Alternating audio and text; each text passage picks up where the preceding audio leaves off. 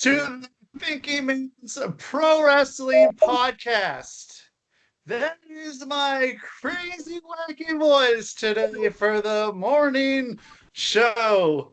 Afternoon here in the Central Time Zone, but my name is Rusty Diamond. I'm here with my fucking guest, who's not a guest. He's my fucking co-host who should be doing the intros because I'm fucking up. G.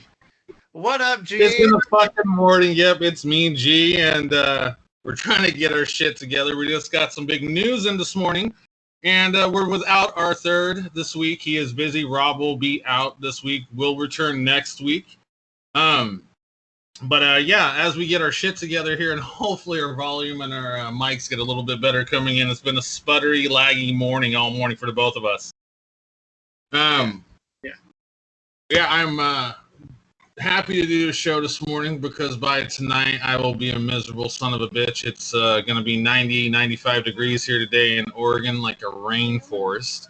Whoa. So I'm not looking forward to that at all. And it's your last podcast in the location you're in now. Is that correct? Say that one more time. And where?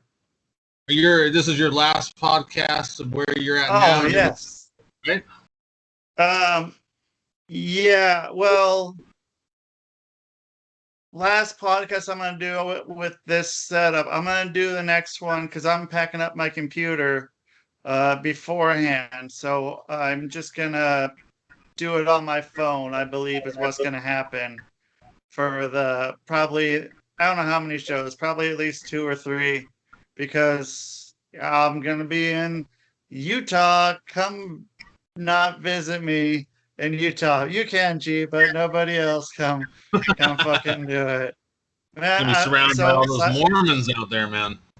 Yeah, side note, I was watching Sammy Guevara's YouTube show, blog thing, and there was a part where they had to switch rooms because someone, like some fan found them and like went to their door and kept knocking on the door while they were asleep and shit. And so you ever hear that shit about Arn Anderson? Nope. Where he went to his fucking house with a belt of his, knocked on his door and got it signed, but like he knocked on his door and he's like, yeah, I got this belt of yours. Let's see if you could sign it. And I guess like Arn Anderson opened the door and just his shirts or shorts and a shirt off or something like that as the story goes. And I guess just fucking looking pissed as fuck. But he was cool enough to sit there and sign it and get the motherfucker on his way. Yeah. I got to run in with Arn Anderson. I feel like Tosh these days. Great show, by the way. Yeah. Fuck you, Arn. You want to know why? Because I saw this guy, and he's from one of the greatest factions ever. I asked for an autograph. You know what he says? It's John Cena behind me. It's John Cena. And fucking good impression. Look at my age, you son of a bitch. You think I give a shit about John Cena? And there's another fan with me, and her dad was a diehard Arn Anderson fan, and so she wanted to get a picture, and her dad had been passed away. He's a fucking dick to her, and I was like, fuck it. I'm done with this guy. Did you stab him with scissors? I'll do a run-in when you're going against Tosh, motherfucker. See you down on fucking Trilla, whatever that stupid fake-ass bullshit is. Ooh, off topic. That fucking Paul and Floyd Mayweather fight this weekend? Is that the Sunday? Beats me. I believe I read it while I was taking a deuce this morning. And, yeah, I believe that's the Sunday. So Floyd Mayweather against who? That, was it Jake Paul? Oh, that Logan? guy. One of those little shit, dude. Yeah. Dude, well, they're going to make a fuckload of money. But they ain't pro. And I don't need to be, man. They're fucking cashing those checks, dude. They can be fucking anyone, dude. Yeah, those for one point for brain damage for the rest of their life. I'm like, yeah. I know. People are gonna pay to see fucking that dude get his ass kicked by Floyd Mayweather, man. Yeah, but I think it's through Trilla. I don't watch that fake ass shit, man. I watch real shit. Not that fucking. Didn't you watch the Mike Tyson fight? I tried to, but with all those stupid rap performances, it was really hard to catch any of it. I didn't know what was going on. I was like, watching MTV Music Awards, or is this an actual boxing match coming up here? Yeah. But yeah, enough about that fake ass shit. Let's get into some real shit, which is pro wrestling this week. And as soon as we go to get started this week, Rob, out of nowhere, drops some news, sends me a link. And I guess at this moment, Braun Strowman, Aleister Black, Lana, Murphy, Ruby Riott, and Santana Garrett, who I just learned about, by the way, thanks to my wife, have all been released. They're gone. That's the part I don't really understand. It's like a lot of people, they're like, I don't know. It doesn't Ruby Riott, doesn't she run a faction? The Riot Squad. Does she run that? Is that still a thing? Well, Sarah Logan was released, a year and a half ago, maybe 2 now. I mean, pandemics really fucked timelines up, but she was released. And then it was her and Liv Morgan. And I haven't seen too much of Liv. I don't know if her and Bo Dallas are together, guy. I feel like I'm talking about soap opera drama. I don't know if her and Bo Dallas are together, but they live on a farm together. That's a cool deal. Yeah. Either way, if they're together or not. I don't know what her status is. I mean, she's still under contract, but she hasn't been having a push or anything. And then Ruby Riott has been used here and there, mid-carding, I guess. Like, something like that. Yeah. So what about Braun Strowman and Black Aleister? And, dude, and then, was it Tommy Gunn? Was his, I mean, there's no way this guy can go back to Tommy Gunn. You talking Rocky 5? No, Aleister's Black's in ring name, dude. On the Indies. No, Tommy Gunn was the dude that was the guy that AIDS Rocky boxer. brings in. Yeah. To fight in Rocky 5. I can't think of what the guy's name was. He looked kind of like John Daly. Sorry, Tommy End. Tommy End was his name. Tommy End, okay. So, I don't know. He's not a Tommy at this point, because when he was Tommy End, he didn't have all those tattoos, and he didn't go and reinvent himself, so to speak. So I don't know if he'll have a new in-ring name. Who knows? But that's pretty wild. He's a good wrestler, I thought. I mean, I thought he was good in ring. They just started that push with him doing these little promos for his comeback where he's reading some book. And then Braun Strowman just got done doing a storyline with Shane. I mean, he's working with a McMahon. I mean, what happened there? And if they're cutting money, why the hell are you hiring somebody from ESPN to do commentary? Bump some of these guys up in the back. That's another one. Tom Phillips got fired. You know, Tom Phillips, he's like an announcer on, I believe it was SmackDown. He was a lot on NXT. And he started out in the back kind of like Michael Cole did. I thought he had a great voice, and he was pretty good, pretty clear. He didn't do that wild repeating 3 times about someone doing a stunner and then going into that froggy, croaky, oh my God. No offense to Joey Styles, but he's the only one who can do it. Right, but, no one can duplicate that shit, and no one should duplicate it. Dude, that's wild, though. I mean, Vince McMahon is a giant guy, so firing Braun Strowman, that's a shock. Aleister Black is a shock, too. Lana, can see that going, and Miro's got to be a happy guy. Murphy,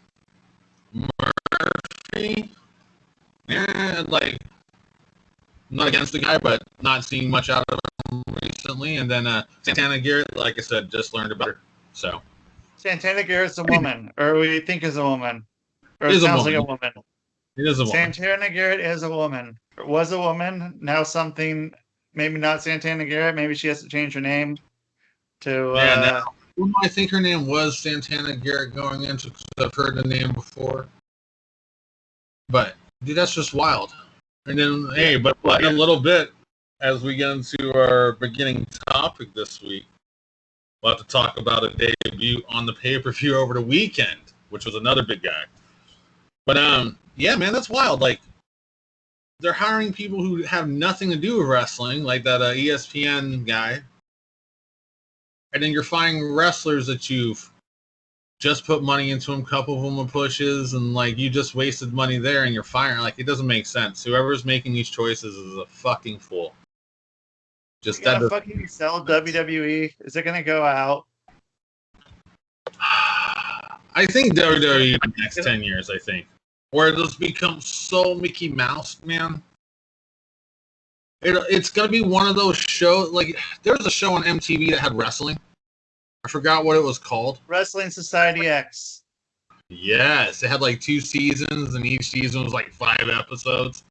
Yeah. The show. I think, what wasn't Vampiro on there? Vampiro was like one of the main guys on it. And yeah, Colt Cabana was Matt Classic on that. Jack Evans. Who else was? What? Was Jack Evans on there? I think Jack Evans. Well, yeah, Jack Evans. Yeah, I'm pretty sure he was. Okay. Yeah, now. Yeah. And then I think, oh god, they had that old '80s washed up MTV VJ on there, black slick back hair. Maybe it wasn't. I don't know. It seems like a slime ball who ran that show. But yeah. That's this weird one for me. So Tony Khan, they might not go away. Do you think that Vince would ever sell it? Oh, if he's dying quick. I could see him die, like know that he's dying and fucking sell it off, and know like maybe like all his powers just kind of going away right now from like after the XFL again and the pandemic. Like, dude, he might have lost a lot of his power, and he's like a vampire. You know the movie Hocus Pocus? Yes, I do.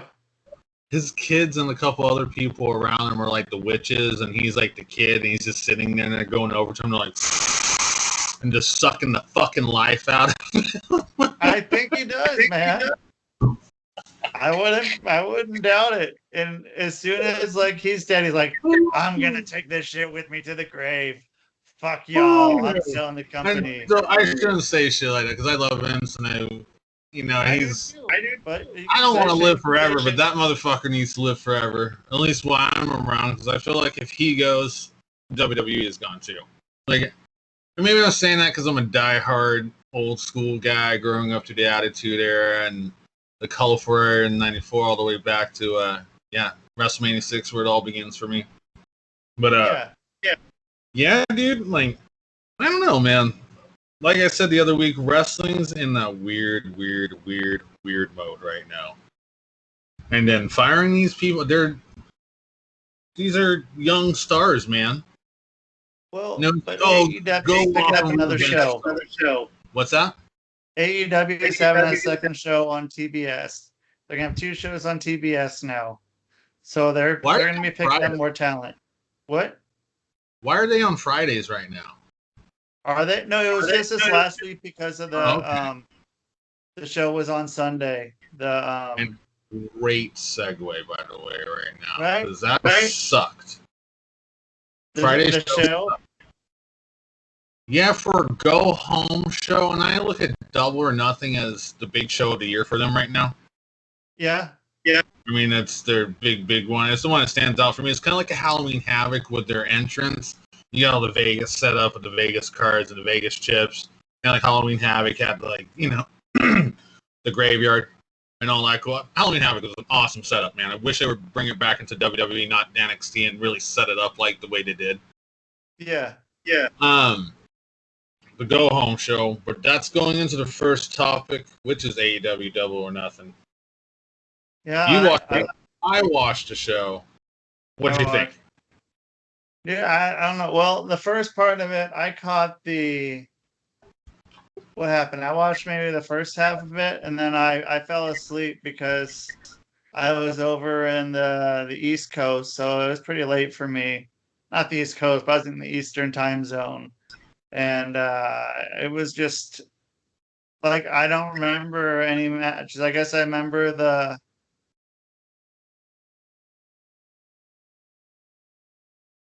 women's match wasn't bad. That was entertaining. I enjoyed that, The opener which or I the don't always say, but you talking and the about the last Serena match, versus Riho? the what? The on the pre-show women's match or on the Oh main no, the show?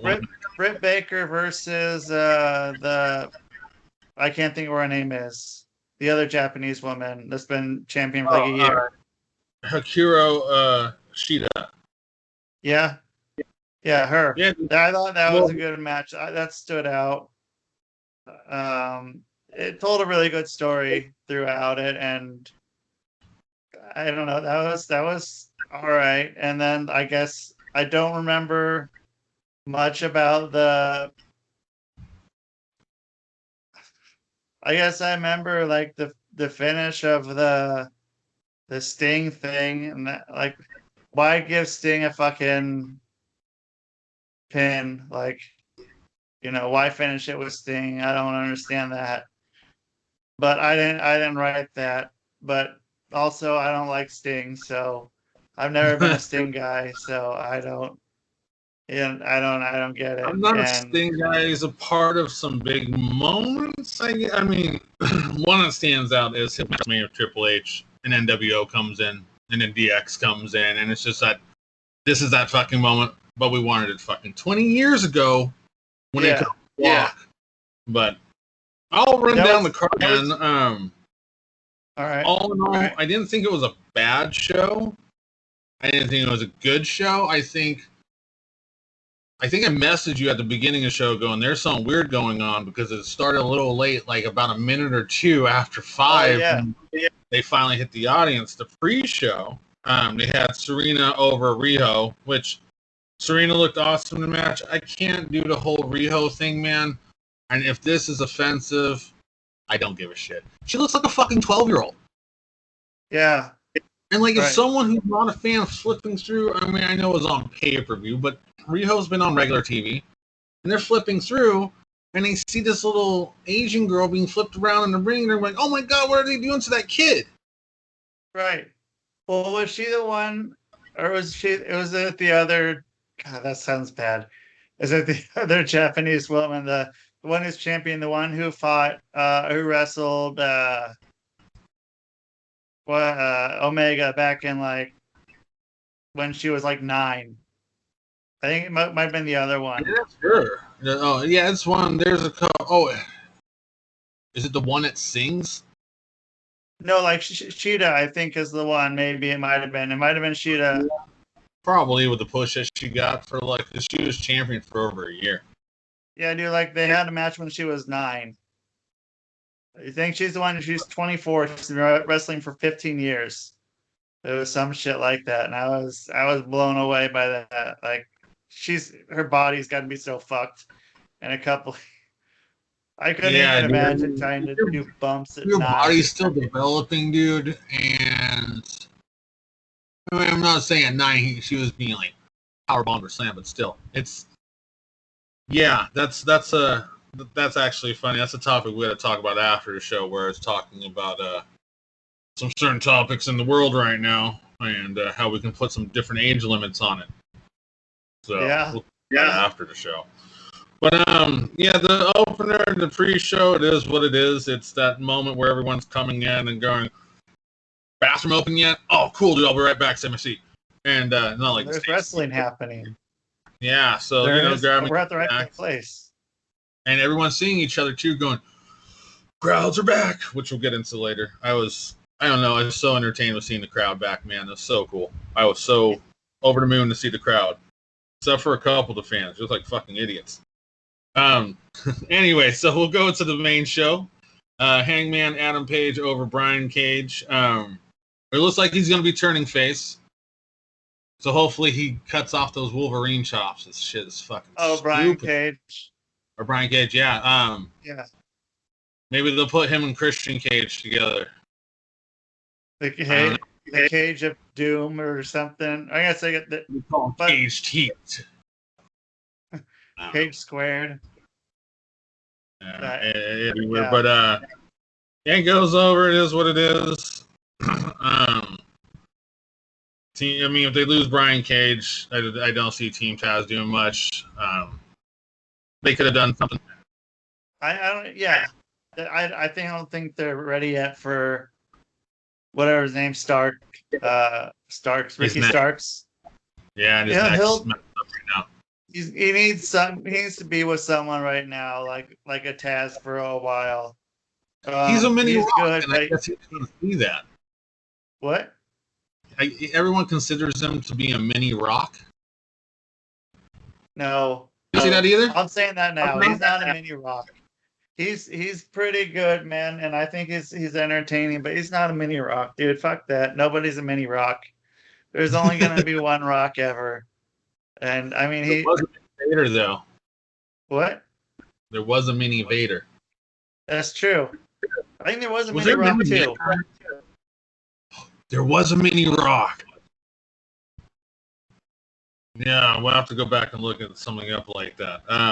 Let's watch some midgets later. Hangman. I mean, he's always pretty solid in the ring. I'm not a big fan of his, but always pretty solid guy. Yeah. Next match was the Bucks over Moxley and Kingston.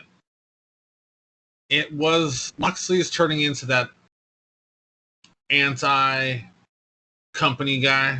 I don't know if he's trying to go for a Stone Cold gimmick. Stone Cold. Yeah. Yeah. I know they recently had a chat, I guess, on the phone. I don't know if you know this, but they had that Stone Cold podcast show, whatever they put on WWE. That John Moxley when he was Dean Ambrose, and the whole show went south. It was just a horrible show. Like there's just no conversation. It was sour. And then I guess just recently. Yes, no, this was a couple of years ago. But Stone Cold recently called John Moxley, apologized. Stone Cold said it was his fault. He was the host of the show. He shouldn't have let it go south. And now I guess they're all good. So I'm wondering if Stone Cold on the side is mentoring Moxley in his ways or whatever. I don't know.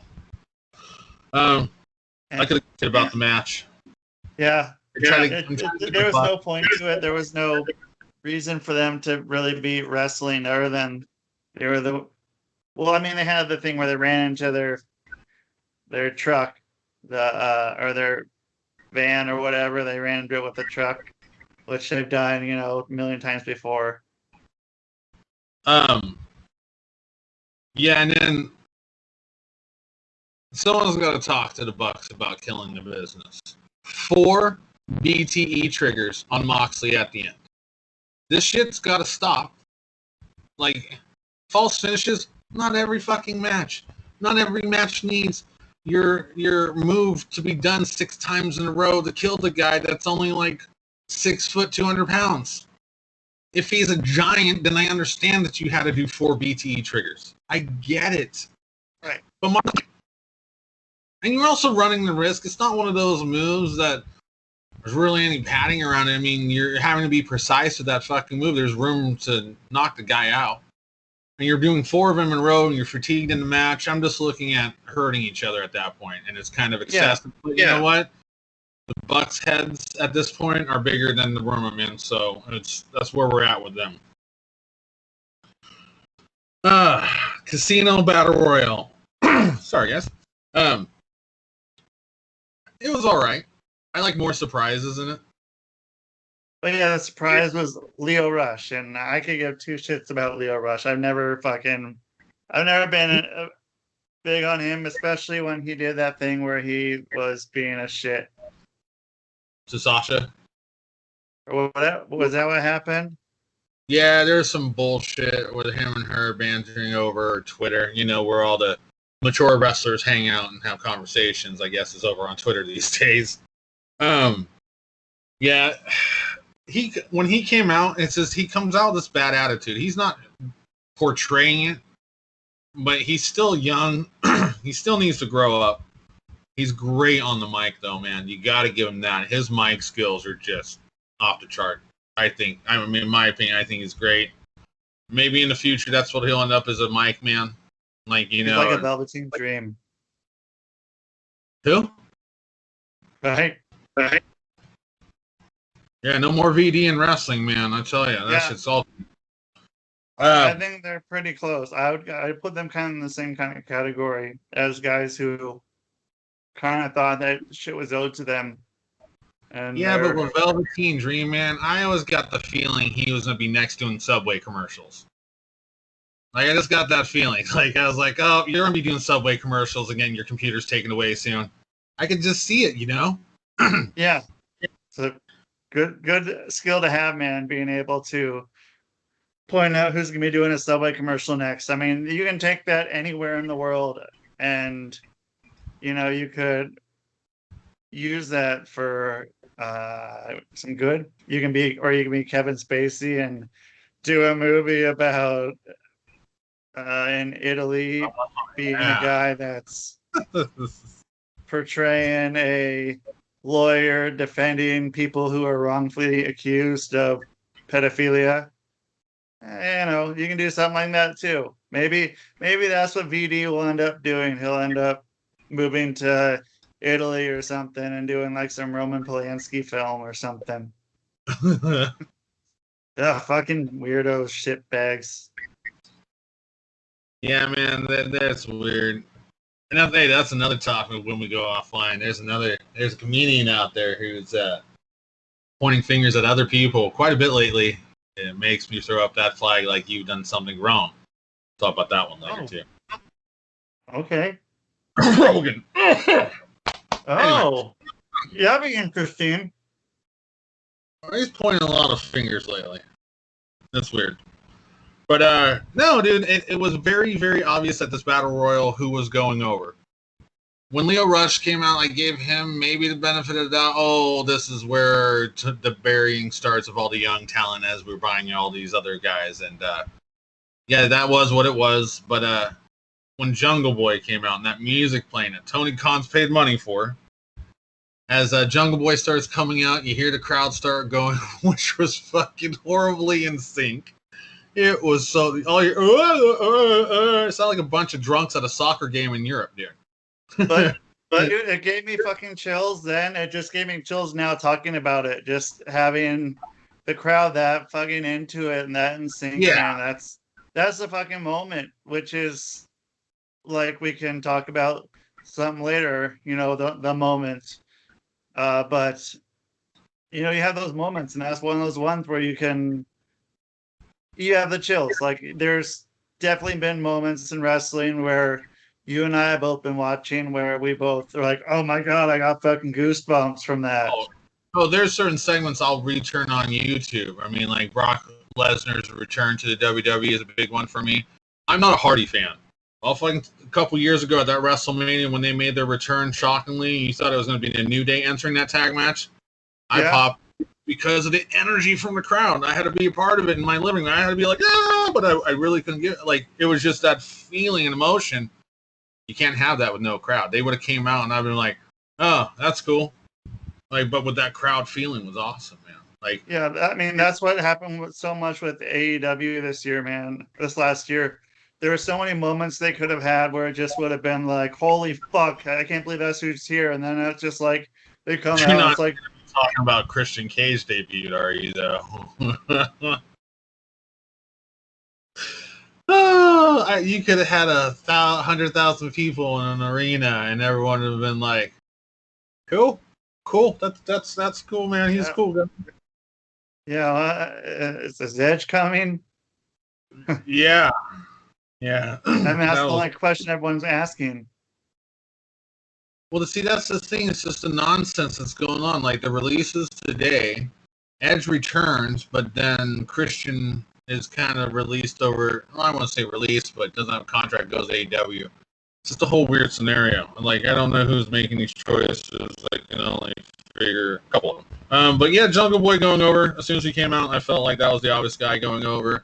My only thing with Jungle Boy, I know he loves wrestling, and I know he's got a lot of time to grow.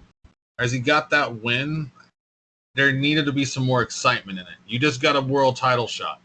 And I just felt like his excitement wasn't as hot as it should be after winning that. I don't know. And I was still like, you know. He's young. Yeah. He doesn't need to talk. He's basically like a snooker. Snooker. I say snooker, but people say snooker, which I don't know. I always have said snooker. Yeah. Jimmy Snuka. Some people say snooker, and it always sounds weird to Don't me get it when they confused do with that. Snoop, though. You don't want one of those. It's Snoop? South Park. Yeah, Snoop. Oh, yeah. Hillbilly. One smoosh smoosh. I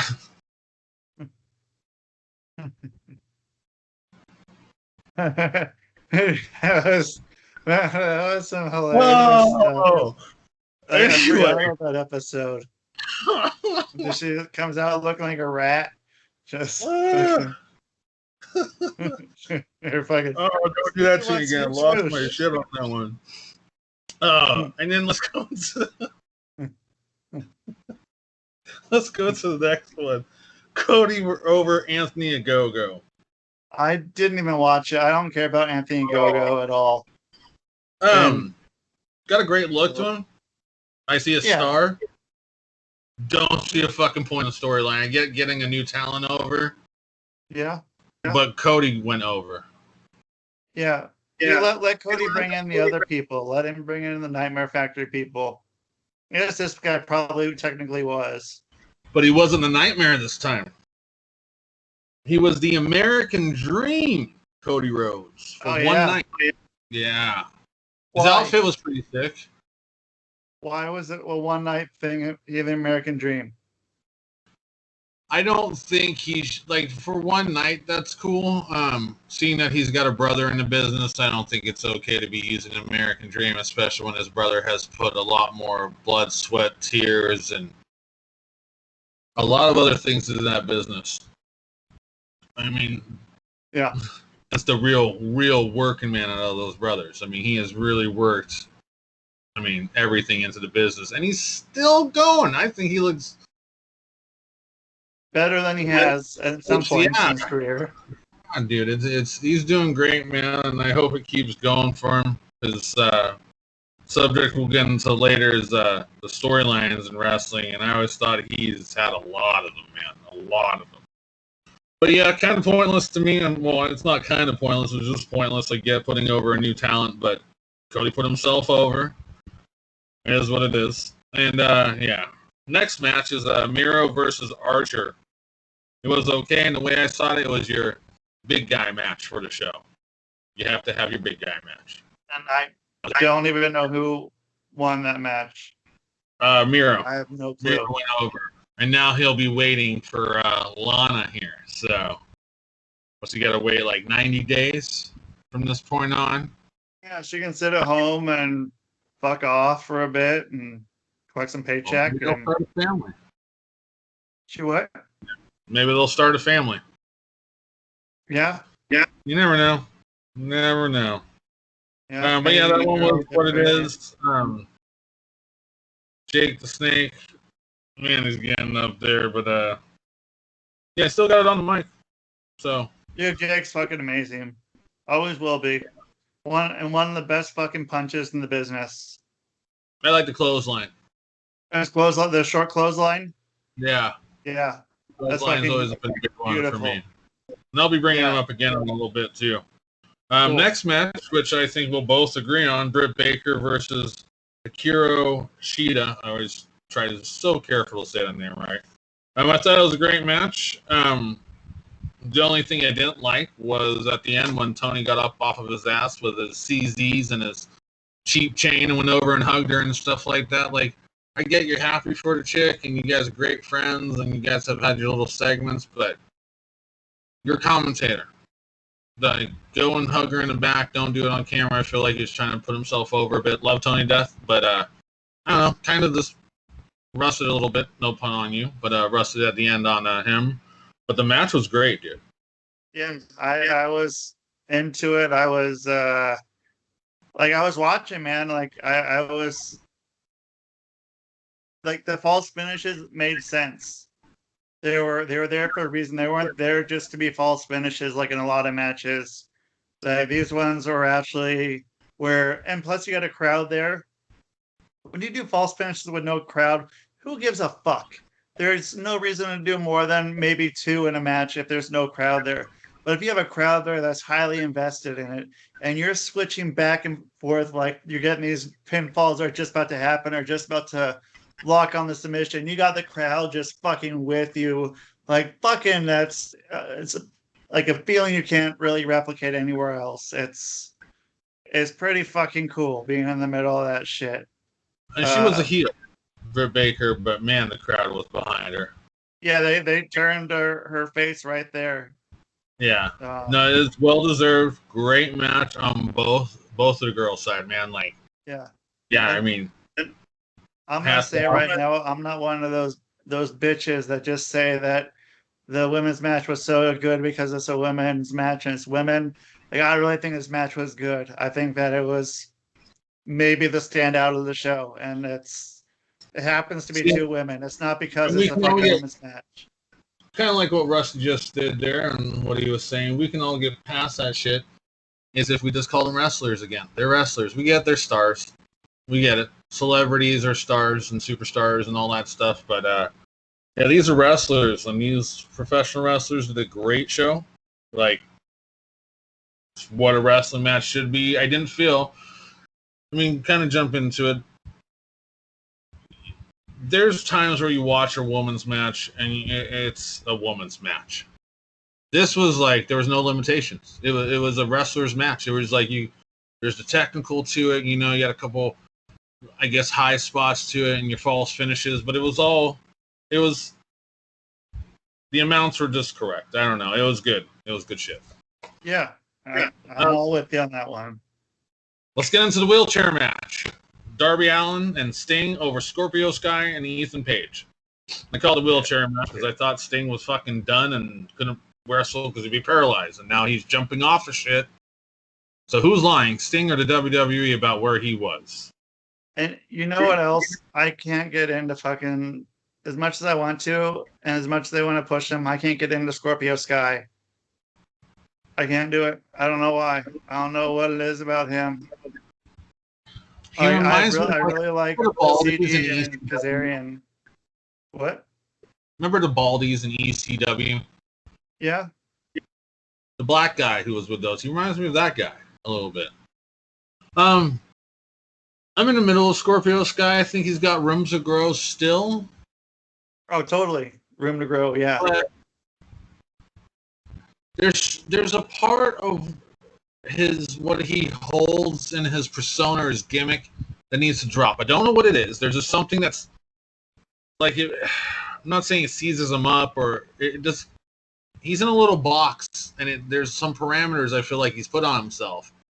Yeah, he hasn't break off and just go down the road here and get going. Like, I don't know. He can do it. He hasn't completely showed his ass. Like just shit his pants and fucking run around the place with it. He needs to do that. Like you said, he's holding on to something like there's something he's still like self-conscious about doing. Yeah, he's scared. He's playing. You can't have that in wrestling. He's playing it safe. Yeah, and safe will get you so far for so long. Yeah, you gotta be on the dangerous side. So, but yeah, the Darby Allin Sting over Scorpio Sky and Ethan Page. I'm just starting to learn about Ethan Page. I've heard a lot about him. Heard he's a great wrestler. Yeah. This is all like hearsay. Scorpio Sky thing with me too. Like both of them. Maybe together they might be something different, but together I see them kind of as the same. They both don't really. Ethan Page and Kip Sabian. I'm starting to get all these little guys confused. And I know it sounds horrible. That's because back in my day I had fucking giants that stood out like sore thumbs. Yeah. Yeah. You're pushing one guy, Darby Allin, with Sting to go over two young stars like Scorpio Sky and Ethan Page. I felt it was just going negative. 1 plus, 2 negatives because they're not going. They should have gone over. They should have done it in a cheap way. You know? And you know what? Because, and Darby is going to get over for doing some stupid fucking spot. And Sting's going to get over for being Sting, and they could lose and still be fucking over and putting these guys over. Like, there's no reason there's no reason for Darby Allin to ever win a match. He can lose every fucking match and still be over as fuck just by doing his whatever thing that's going to kill him in 3 years. But and Sting, doesn't need to do shit. Sting can lose every match too, and people will still go crazy when they see him. But the other two, I don't know. Maybe this feud's going to go on longer, but they need something. Maybe a win might do it. You what? I see Darby versus Sting next. That's where they need to go, and they go into a graveyard match, and Darby will bury Sting and turn around and be like, now you know what it's like in the business, bitch. And Sting will be gone and take a suited seat in the back, and Darby will go on and have more graveyard matches and be compared to Vampiro or The Undertaker, and then people will get pissed off about that. And yeah, that's the future for that shit, man. That's what I see. It was what it was. Like I said, pushed one guy, buried two. I get it. Everyone wanted to see another Sting match and him get the win. That's what that was for. Like, that's all I see is that the crowd was there, put Sting over, get them all hopped up before we fucking disappoint him with the triple threat match. The next one was what? Triple threat? The triple threat match. Omega over Cassidy and Pac. Wait, who was the third person? It was Orange Cassidy and Omega, and who was the third? I don't remember. Pac? Okay, that's why I don't remember. Pac, whatever the fuck you want to call him. I never, I've never got into Pac, so which like is a shitty thing to say because it's Pac. Sorry. Right. I don't know. I never got into him. He can do some amazing shit, but I never feel for him. I think he's fucking awesome. Pac? The way he's built, dude, I think it's I don't know, he's different. I mean, like Seth Rollins. We should do a Lord of the Rings kind of gimmick with him. I think everyone can agree we see precious in that motherfucker. Man, but yeah, it was a high spot show and those false finishes. Whoa, two, like it's that shit. And to be honest, I don't think you could have had that match be a co-main event as Omega versus Cassidy or Omega versus Pac. Like, it wasn't there. And that's the problem, is that Omega, he's good. Still got years ahead of him. But he can't carry the company. I don't feel like he can do it. Like, he can do it in New Japan. He can do it elsewhere, but here in the States, just because we know how he is and what he's done in the past, I don't think some of us can take him seriously. Like Chris Jericho, Moxley, and I know the problem is that those are WWE guys and they're carrying the belt. Let's get someone outside the belt. But yeah, I don't know, man. And he comes out with all those other belts that don't mean shit. No one gives a fuck about the Impact or TNA belt, dude. Right. So when you won those, it wasn't like, oh my god, the AEW champions just won the WWE championship. This is fucking crazy. They're like, oh, he's won the Impact championships. Okay, cool. Yeah. Well, he can go ROH. He can go win OVW. He can win all those fucking belts. Like the Ultimo Dragon, like back in the 90s with all those belts. And it won't still mean shit. And Ultimo Dragon meant more of those all those belts that he had than Omega having that shit. Yeah. God damn it. I don't see it. Yeah, him. He's not. I mean, he's good when he's playing off other people, but I mean, he's not someone who is by himself. He doesn't have, like, go back to The Rock. He's not a Rock type person. He doesn't have that fucking it. He's one of the best. What's hot in Japan is not hot here. It's like David Hasselhoff being fucking huge Germany, but he's a drunk hamburger eating motherfucker here. Yeah. Different That's strokes true. for different folks. So what Yeah, works in Japan won't work here. Yeah, you got the super fucking marks that are all sucking his fucking ding dong, because he he's had amazing fucking matches, and I've loved some of them, the ones that go fucking an hour, but he's I don't know. I do one thing I do love is having the Good Brothers there. The Good Brothers, I'm fucking loving them. I have for a while, and I love their podcast. Those guys are fucking great, man. If you haven't listened to their podcast, Talking Shop, Yeah, that's there's a if you go couple. I back. think they're great, but so just to get my background out there a little bit, for those who are listening to our show, and we'll get more views, by the way. I got humongous news coming up later on in the show, but yeah, I hear a lot of shit from the pages I'm on, from friends that I talk to about wrestling and everything else. The shit on the Good Brothers. I love them. I love Gallows. I love Anderson. I met Gallows. Really cool guy. Anderson, not so personal. Doesn't really like crowds. But yeah, I love their work. I really wish WWE didn't shit on their Yeah, they gimmick. fucking shit on them. Yeah, I was pretty excited when they came back, and to see how Gallus has grown from fucking ring that bell Festus there. I mean, just saw a picture with him and Brian Myers and Matt Cardona, friends of ours, by the way. Shout out to those boys. Recently? Later.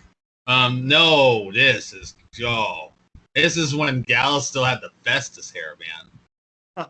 Oh, man, so it was way back when, 15, maybe 20 years ago, who knows?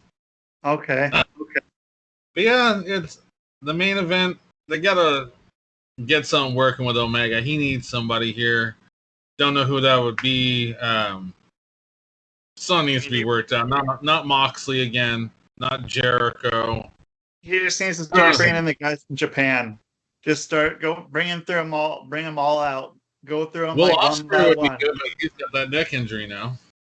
Who? Osprey. Oh yeah.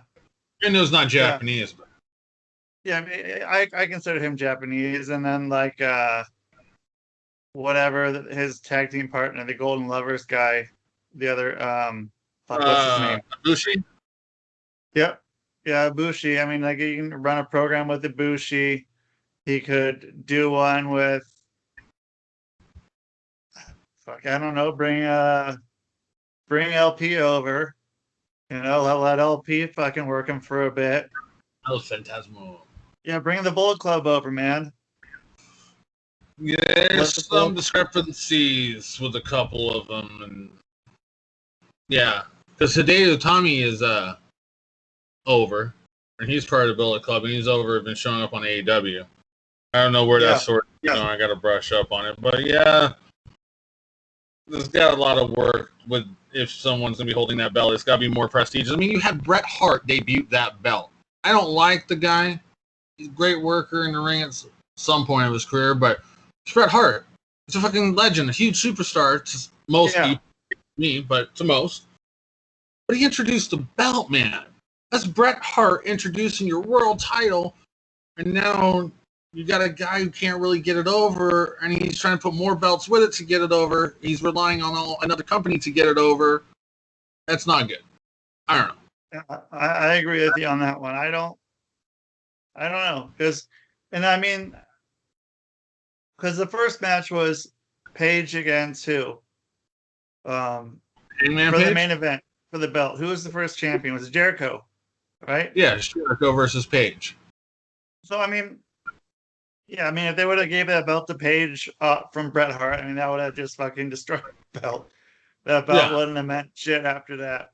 And the person that needs, he never needs a belt in his life. MJF. Yep, never needs a belt in his life. He's like the Piper. Never need a belt in his life, and neither does fucking Darby. Darby doesn't either. Darby will never need a belt in his life, and he'd still be fucking over as fuck. But MJF, you can let him run with the title forever, but that guy's. I I don't see a belt like that on Cassidy. It just doesn't work. No. A guy in a tuxedo having that belt, dude. I don't know. With Orange Cassidy on the title? Yeah, it doesn't work for me. No.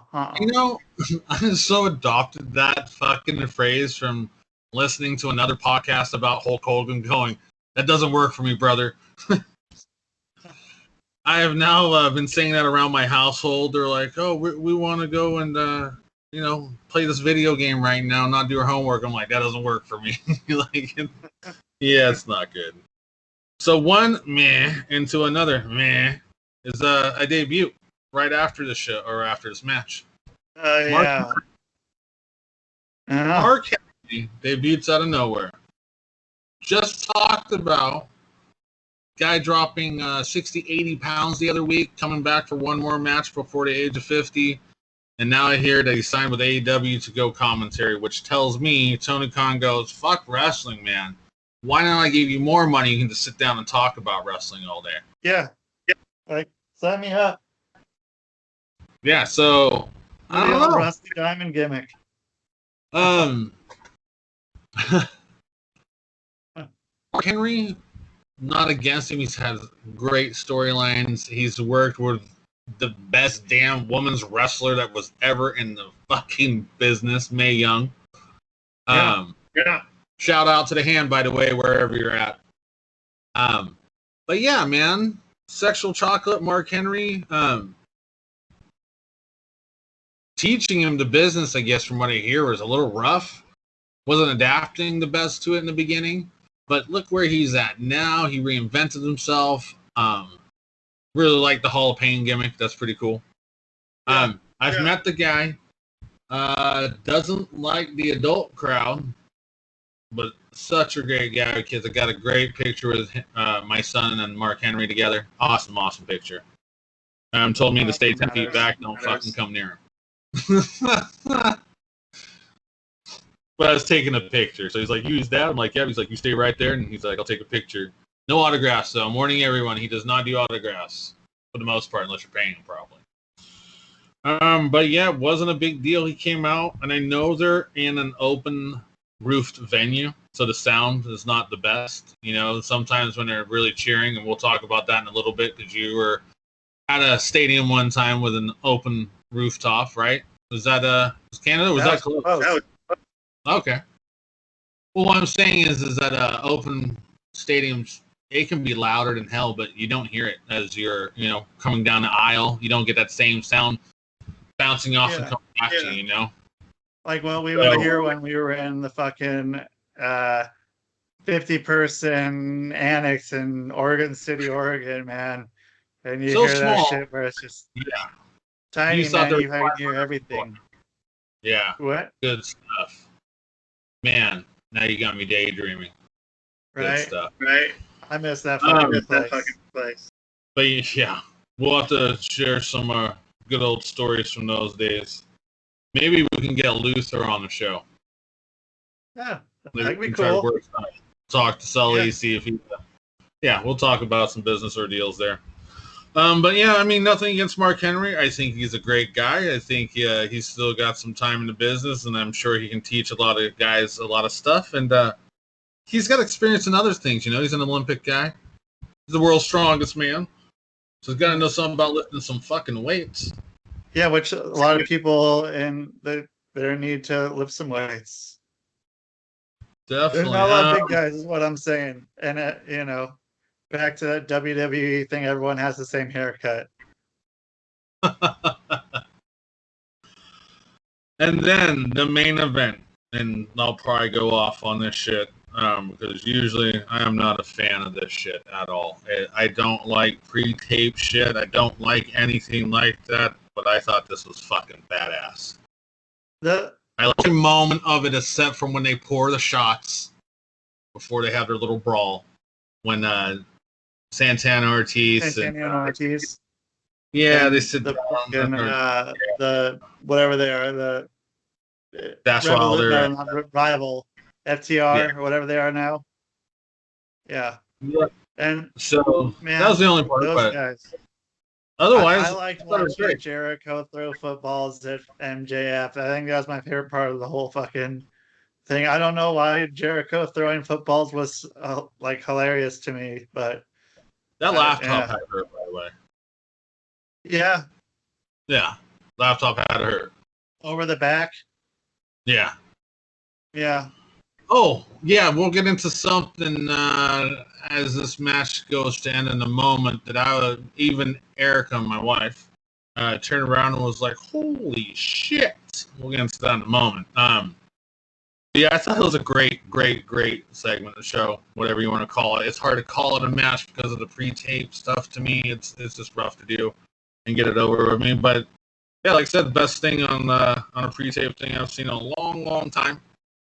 Like I even like the rappelling down the fucking roof thing, whatever, right there. That was really cool because nothing went wrong. They were all rappelling at the same time. No one got hung up or anything like that. I'm not going there. I'm not going there.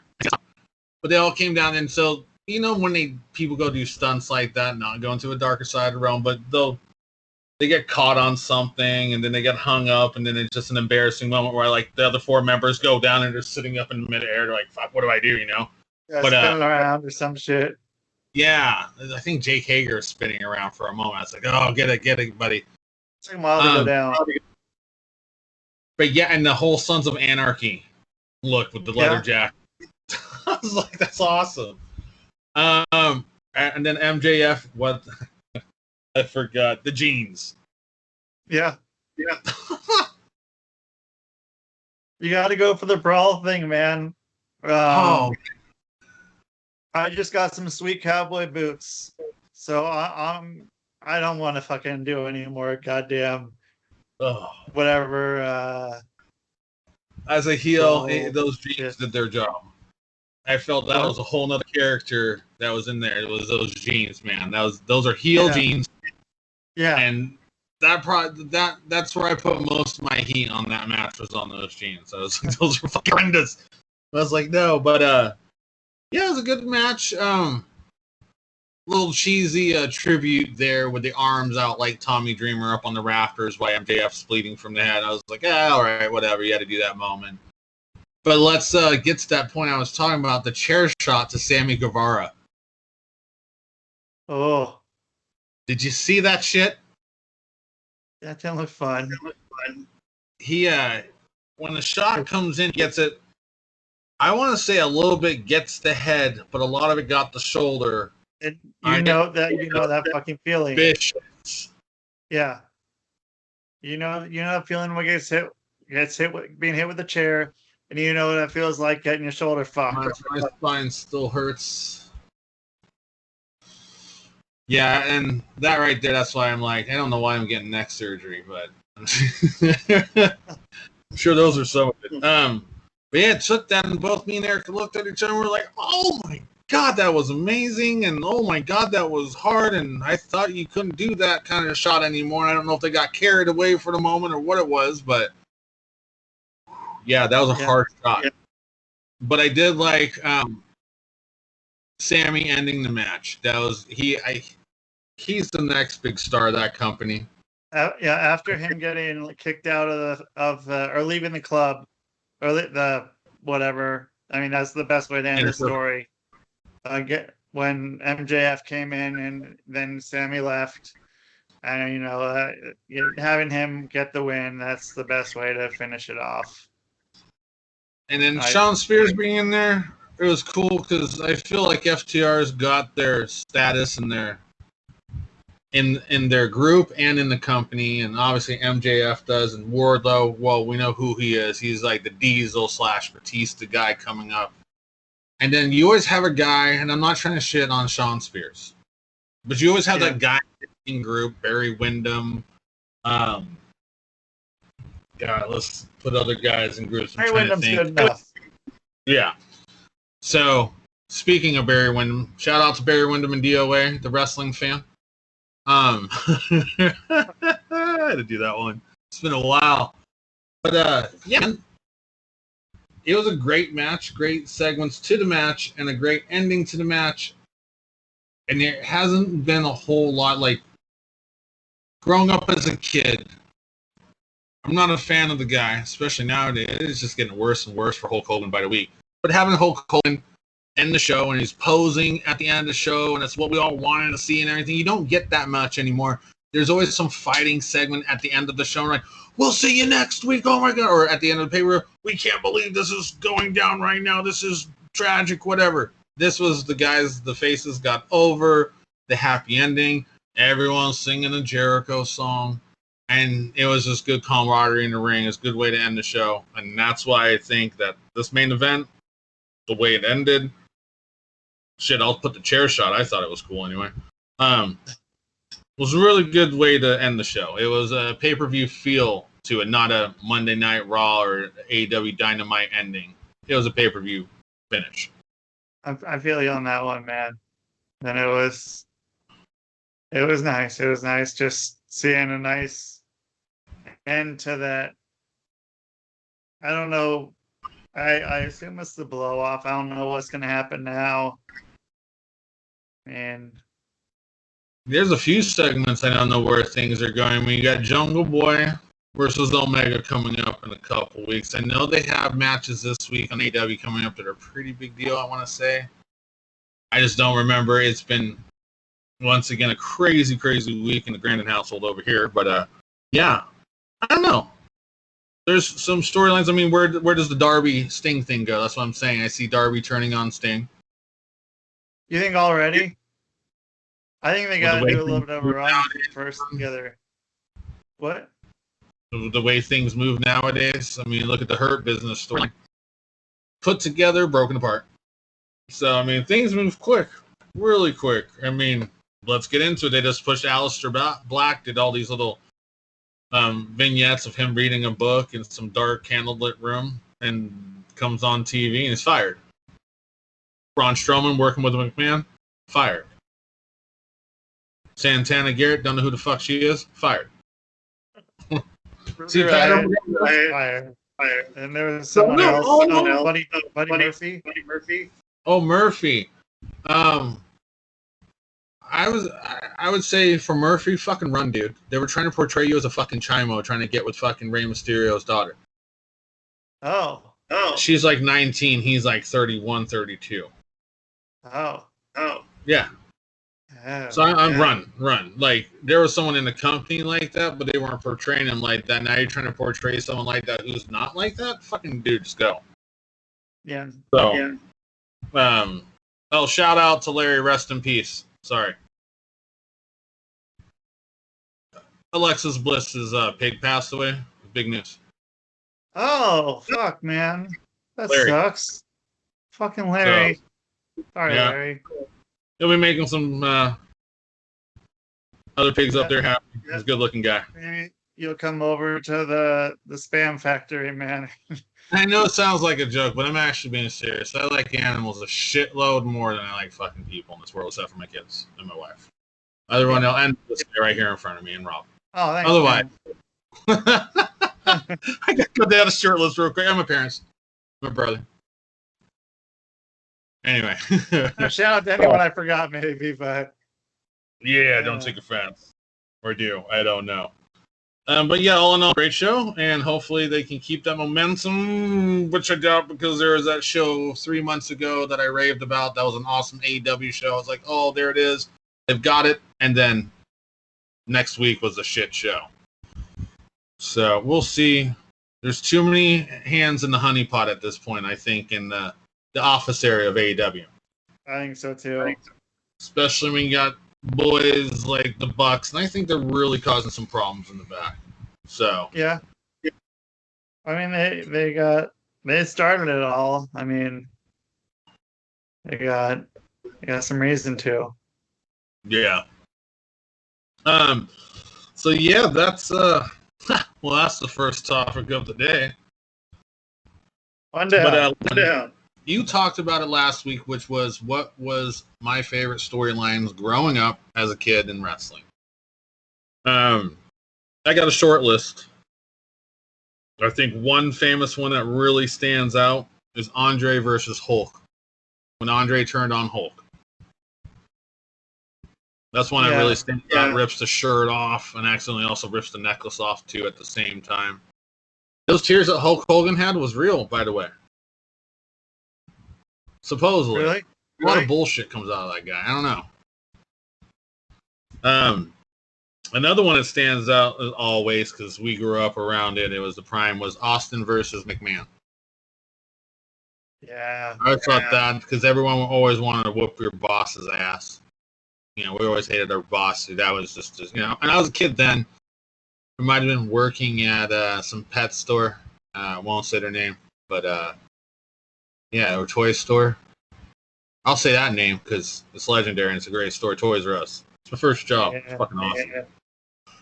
The birth of the NWO, not the death, because that was oversaturated. I'd say Punk leaving, feud with John Cena taking the belt. That was one that sucked me in.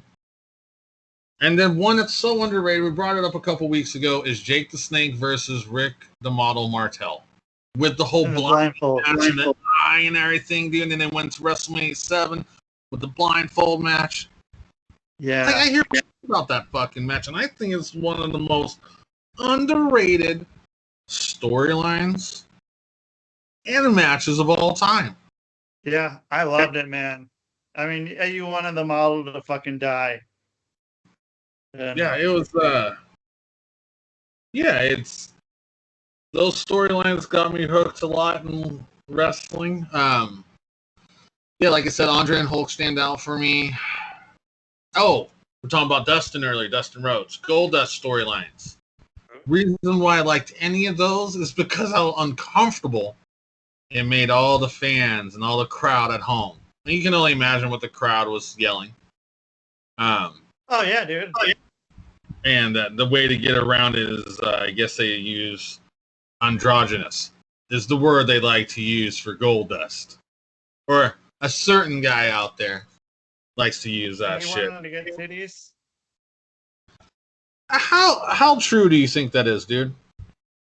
Dude, you can't tell me you never been around fucking in a whatever, some sort of room, a bunch of people doing a lot of fucking drugs and drinking, and thought, man, if I had titties, I could make a lot of fucking money. Maybe I just have fucking bad choices of friends. No, I've been to those parties, but I've also been there as a teenage boy playing video games, drinking a lot of caffeine, seeing how many days we can stay up. Going, dude, wouldn't it be funny if I had a pair of boobs? Like, wonder what that. So, yeah, I guess. I never did. He's had a lot of crazier things said out of Vince McMahon's mouth before. So who knows? And the whole Marilyn Manson thing back then too. That whole. I don't know. It's a weird one. Yeah, who knows? But yeah, trying to think of some other storylines that stood out back then. I wouldn't call it. What about Steamboat and? Or what about Luger and? No. The dragon and the narcissist. Well, I mean the fucking formation of the NWO. I mean that's. Yeah, Hulk Hogan turning. Fucking him, crazy as shit. How do I explain that moment? Is that like uncomfortable change in your household or your life? Like if you're a major wrestling fan, had been for years before that, at least a decade before that, and that turn happens. It was this is brand new. It's a change. It was foreign. It was weird. You didn't know what the future was going to be like at this point. Now Hulk Hogan's bad. Who else is going to turn, heel? Who's going to be the next bad guy, villain? Well, they're waiting, for that third person to turn. Because they were looking at. They didn't know who it was going to be. Sting turning heel. They thought he was going to join the NWO. Yes. They had the fake Sting. Yeah, no, that was good until the end, and then it got oversaturated. And then there was two. Well, there's already two NWOs. There's the A group and the B group of the NWO. But then they had and eventually more than that. Yeah, and then they reformed it again with Jeff Jarrett, Bret Hart, Kevin Nash, I think. Maybe it was Scott Hall. They tried to redo the NWO again. I think even the Harris brothers were in there. Have you ever seen their SS tattoos on their arm? Nope. Yeah, the Harris brothers have SS tattoos on their arm. Who are the Harris? Oh, from WCW? Two old guys, yeah, from Jarrett, and then they're in DOA with Crush and the fake Undertaker, Chains. Yeah. And they were Skull and 8-Ball, I think it was. But yeah, let's see. By the story, Jerry Lawler and Bret Hart was pretty good. Or the invasion of ECW, just because I'm an ECW diehard. The 97 or whatever. Their invasion, not that crap we saw in 2000. Oh, the real invasion of ECW. Yeah, after everything's already all done. Yeah. Otherwise, can't think of any other ones offhand for right now. I mean, anything in the Attitude Era. That's what I really liked. Everything had a segment. Everyone had a storyline. Bret Hart versus Owen, dude. The brother feud. Yeah, and I mean, that's a great, easy story anyone can relate to if you have fucking brothers. Shit, man. You know? Like Austin McMahon, because it was the boss and the employee. Anything that's relatable in wrestling gets over a lot more, gets your attention a lot more. When you start to fucking make shit up like zombies, setting people on fire, that's bad taste. A very, very, very bad taste. And then it's kind of like what I said, the shitty fans being at the show with the kids. When you're putting this shit on TV and kids are watching, same kind of scenario. Yeah. If you're at the show and you're an old wrestling fan calling a wrestler in a ring like a fag or queer or bitch to girls or anything like that, it's the same as WWE setting someone on fire, because now you're just giving someone that bad impression of the business. Whether that's the fan giving the bad impression or the company itself. And it's all geared towards kids, just like anything else in this world. And everyone will be like, oh no, it's not. Nothing's geared towards kids. Dude, it can be pro wrestling, sex, cigarettes, alcohol, drugs. It's all geared towards kids because you got to get them hooked, right? Right. And that's a longer time that they're going to have alive than older people. So you may as well get the kids. They're going to be the next people buying the shit. So may as well get them started. They're not coming in at zero like with cigarettes. With cigarettes, you're coming in already fucking smoking them and you turn 18, now 21, which is stupid. But turning 18 and you're like, hey,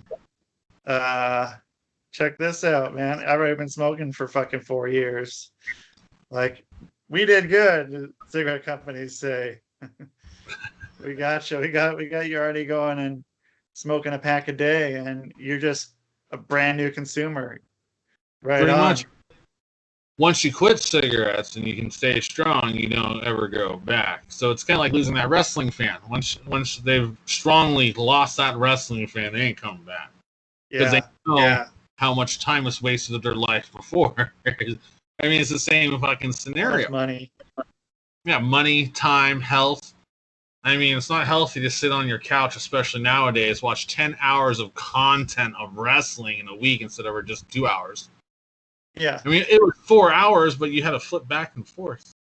Yeah, that's working that fucking right hand and that wrist and the forearm. Yeah, and then watching the volume or the channel, the one that says channel on your controller fade away. Or the letter. Yeah. Where you could bounce back, where it goes recall channel that you were last on, bouncing back, and sooner or later it's all off of there. Yeah, then you fucking change the channel for 1 second, you go back the channel, and it's like, oh fuck, it's not the right channel. And you have to go and punch in the numbers, and then you're like, okay, here it is. So, wanted to get into something. You experienced it. It's one of my favorite matches of all time, but when I keep looking at this match, I look at it in a way that I'm like, what could have topped this match? Death would have been the next thing. And I'm talking about 17. That's coming up 2 topics away. Sorry. Favorite matches. You were there. Yeah, I was there. Edge versus Christian. TLC 2? I think it was at this point. I think it was SummerSlam was number 1. Yeah. And so or whatever. Houston Reliant Astrodome, April 1st, 2001. when did I do something? What did I do last week? I don't know. When was WrestleMania 17 and where was it? That's where and that's why. Yeah, that's the great thing about being a wrestling fan. I can't tell you what I was doing last week, but if you talk to me about wrestling, like, oh, yeah, I was doing this, and like I was totally typing this all out. This was the words and the thing I was typing as it was going on. The weather was such and such temperature. Yeah. Yeah. And here it is. We got to talk about it 20 years later now. Jesus Christ. Dude, in a few days on the 6th, it'll be 20 years since I graduated high school. And this is fun fucking fact. It's always good to let me know how old I am. Thank you. That means I'm 25 years old now, so if you can do your math.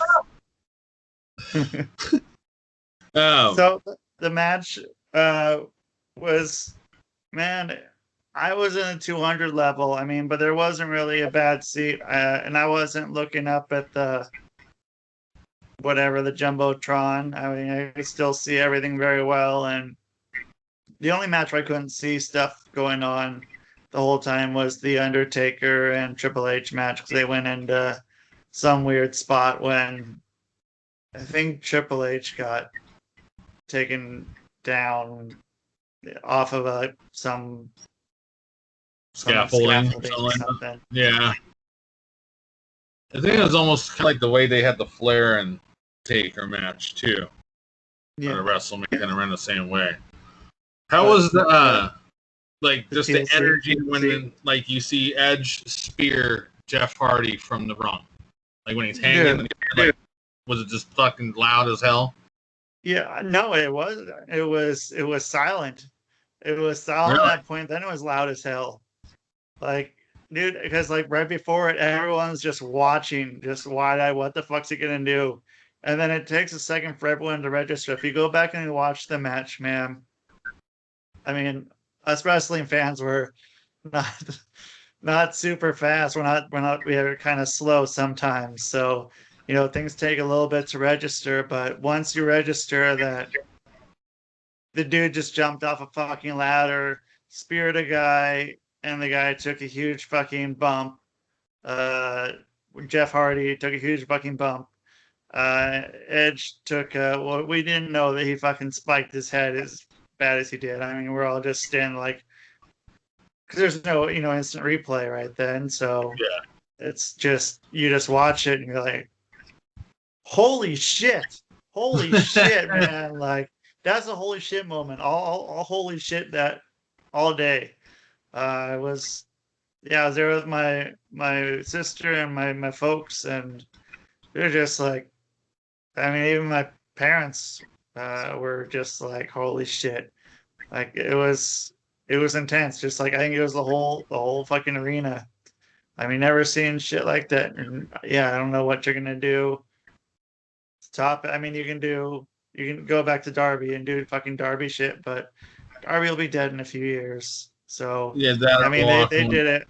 No offense, Darby, if you hear this, or other people, but we know what's going on, and so it sucks. But you're doing it. That's just how it is.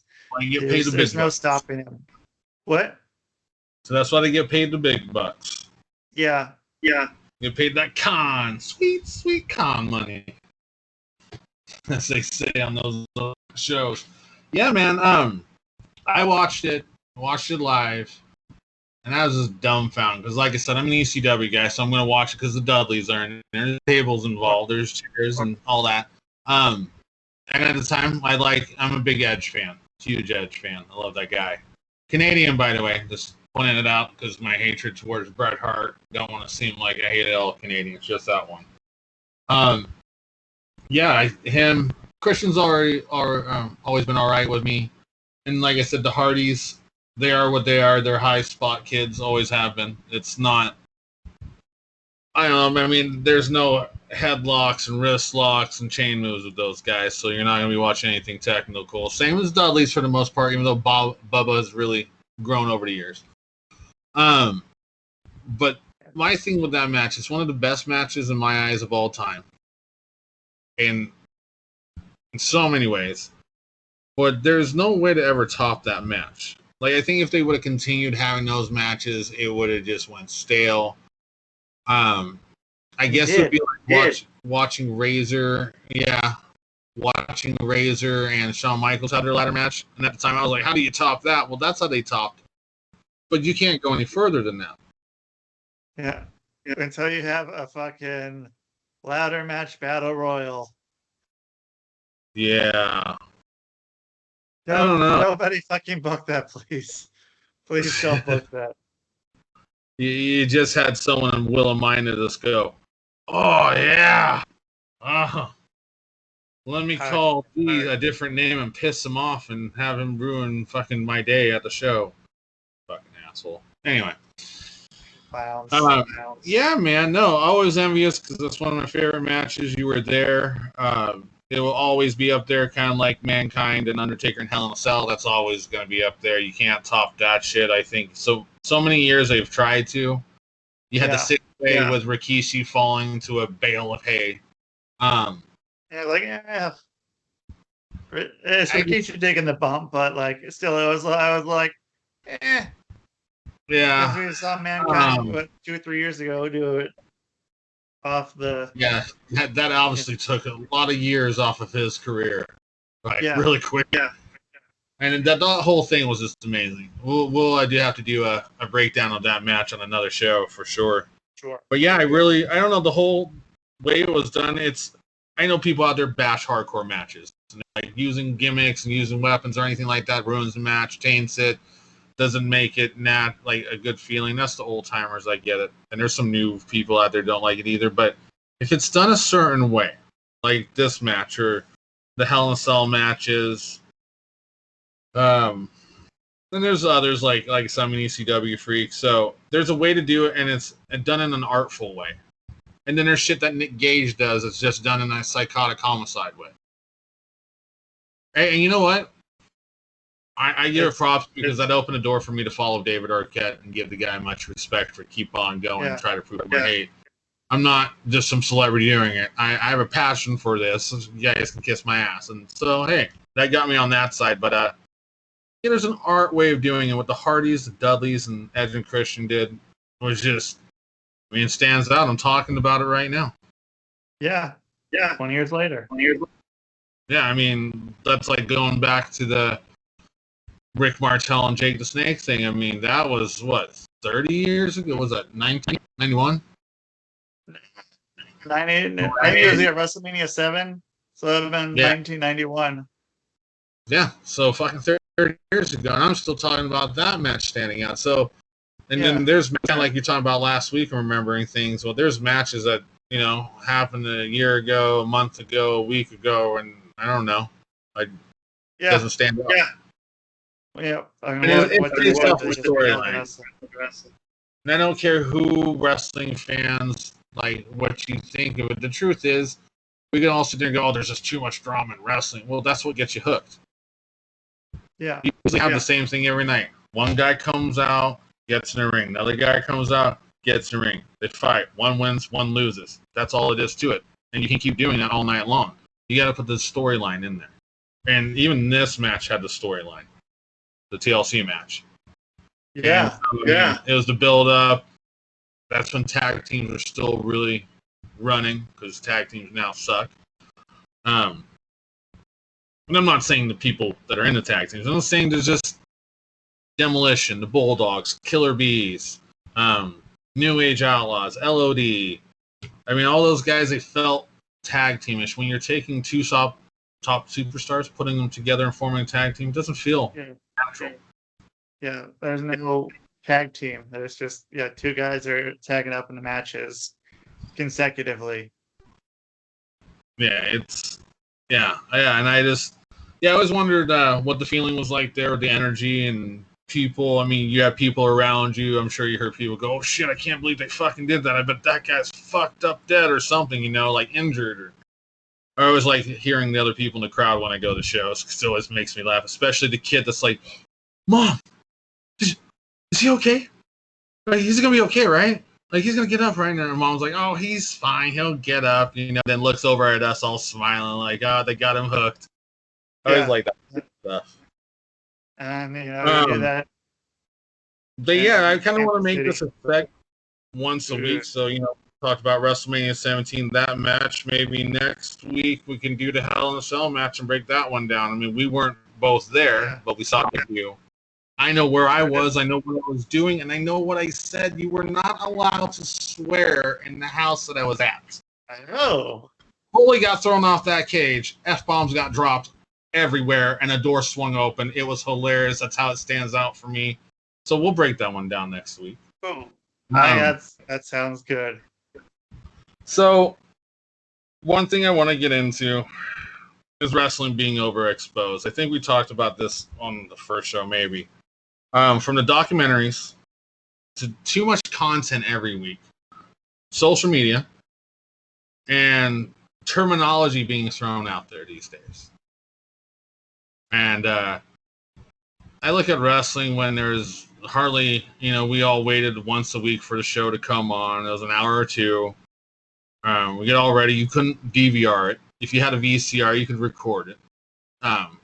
And that's 50-50 if that didn't get screwed up because you didn't know if you're recording or not. You plug the right cable in with your 3 cables that go in.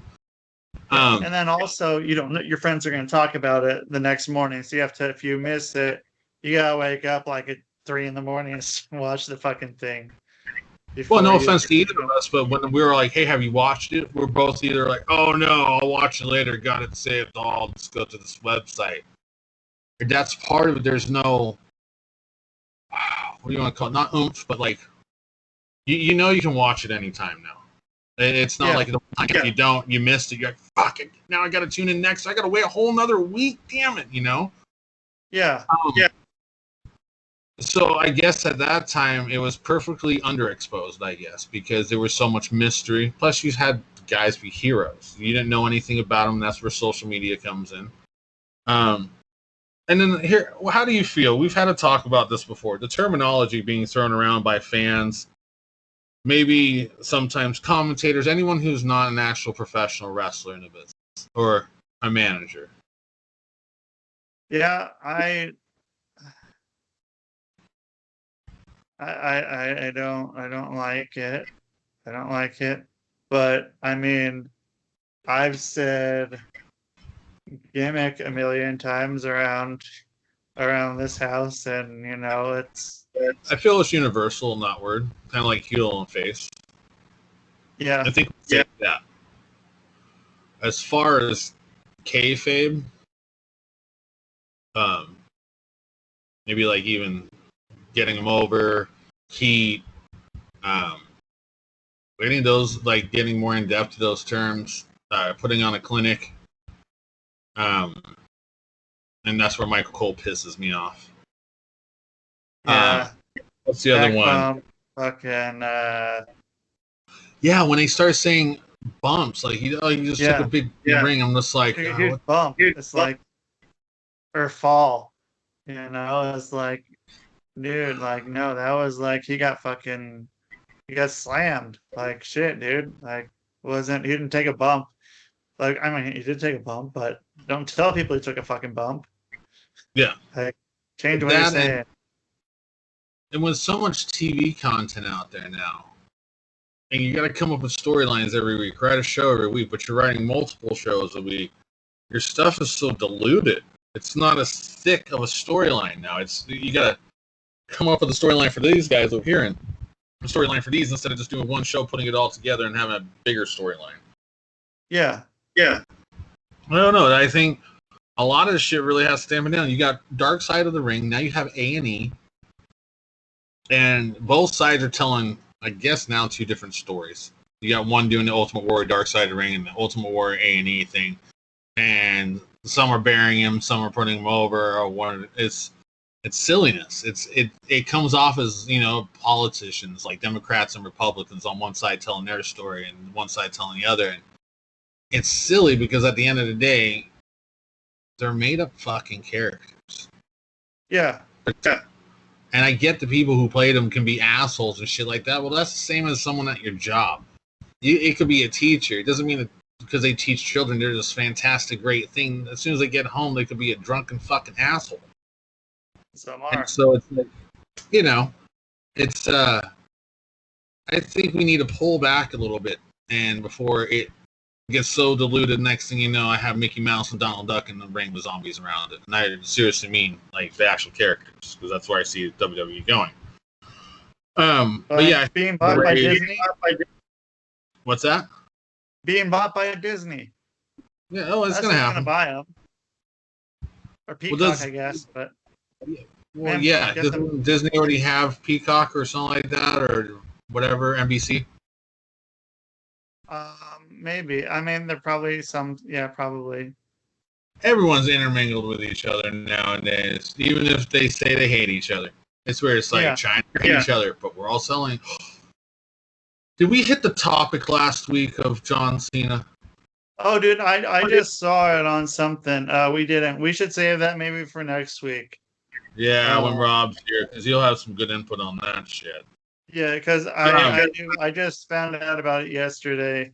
Yeah, check it out. It's silly. It's he's got a lot of riled up at him right now.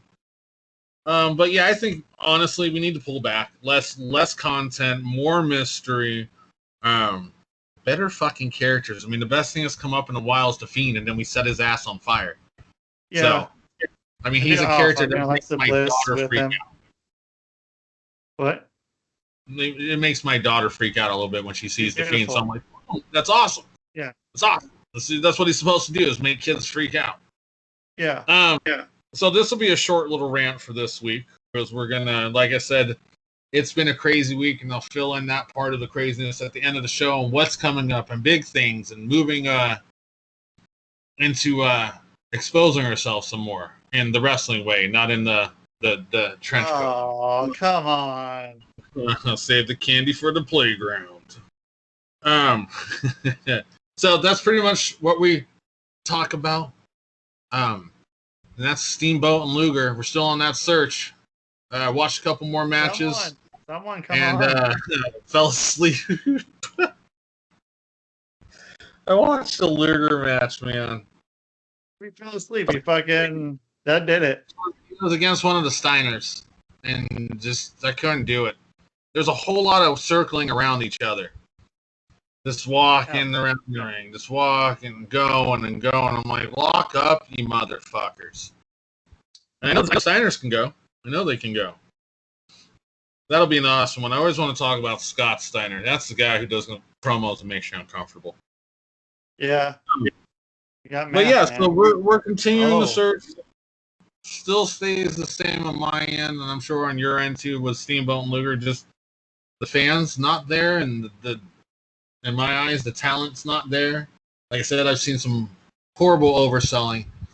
And then when Lex Luger sells, I like to call it, I just smell shit right in front of my face selling. Like he's just I don't know how to explain. He's never been hit before.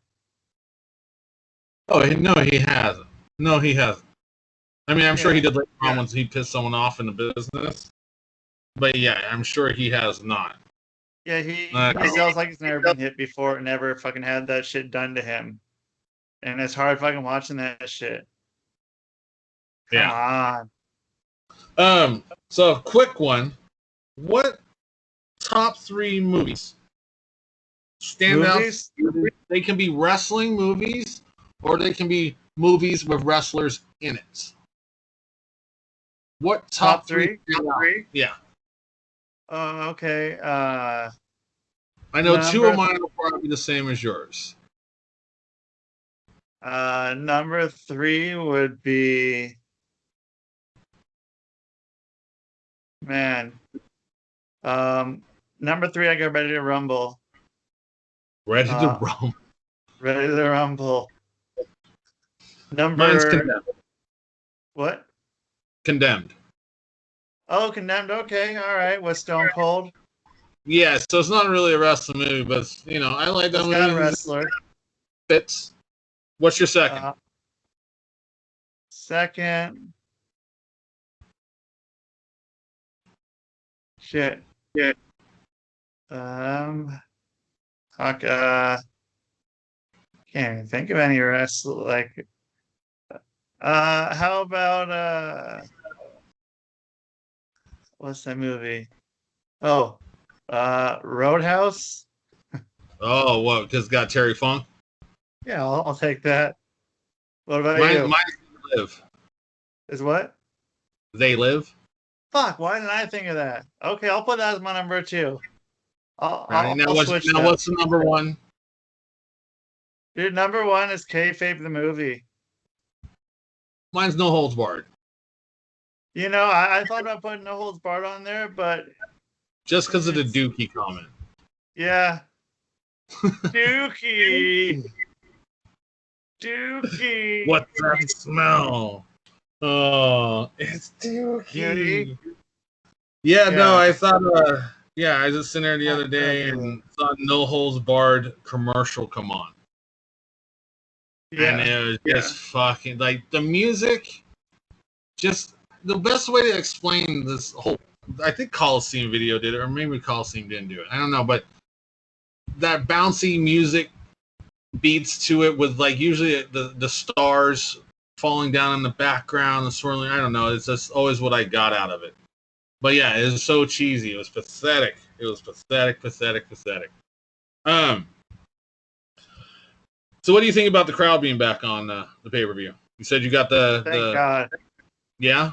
You got the goosebumps? Thank God. If everyone gets goddamn coronavirus, I don't give a shit. I'm happy there's fucking crowds back. Like, dude, I don't want to watch any more shit where you don't have that crowd energy. I don't want to see people like you can have fucking cameras film it, man. And every once in a while be cheeky and fucking go to the camera. But you gotta have the fans need to have some part.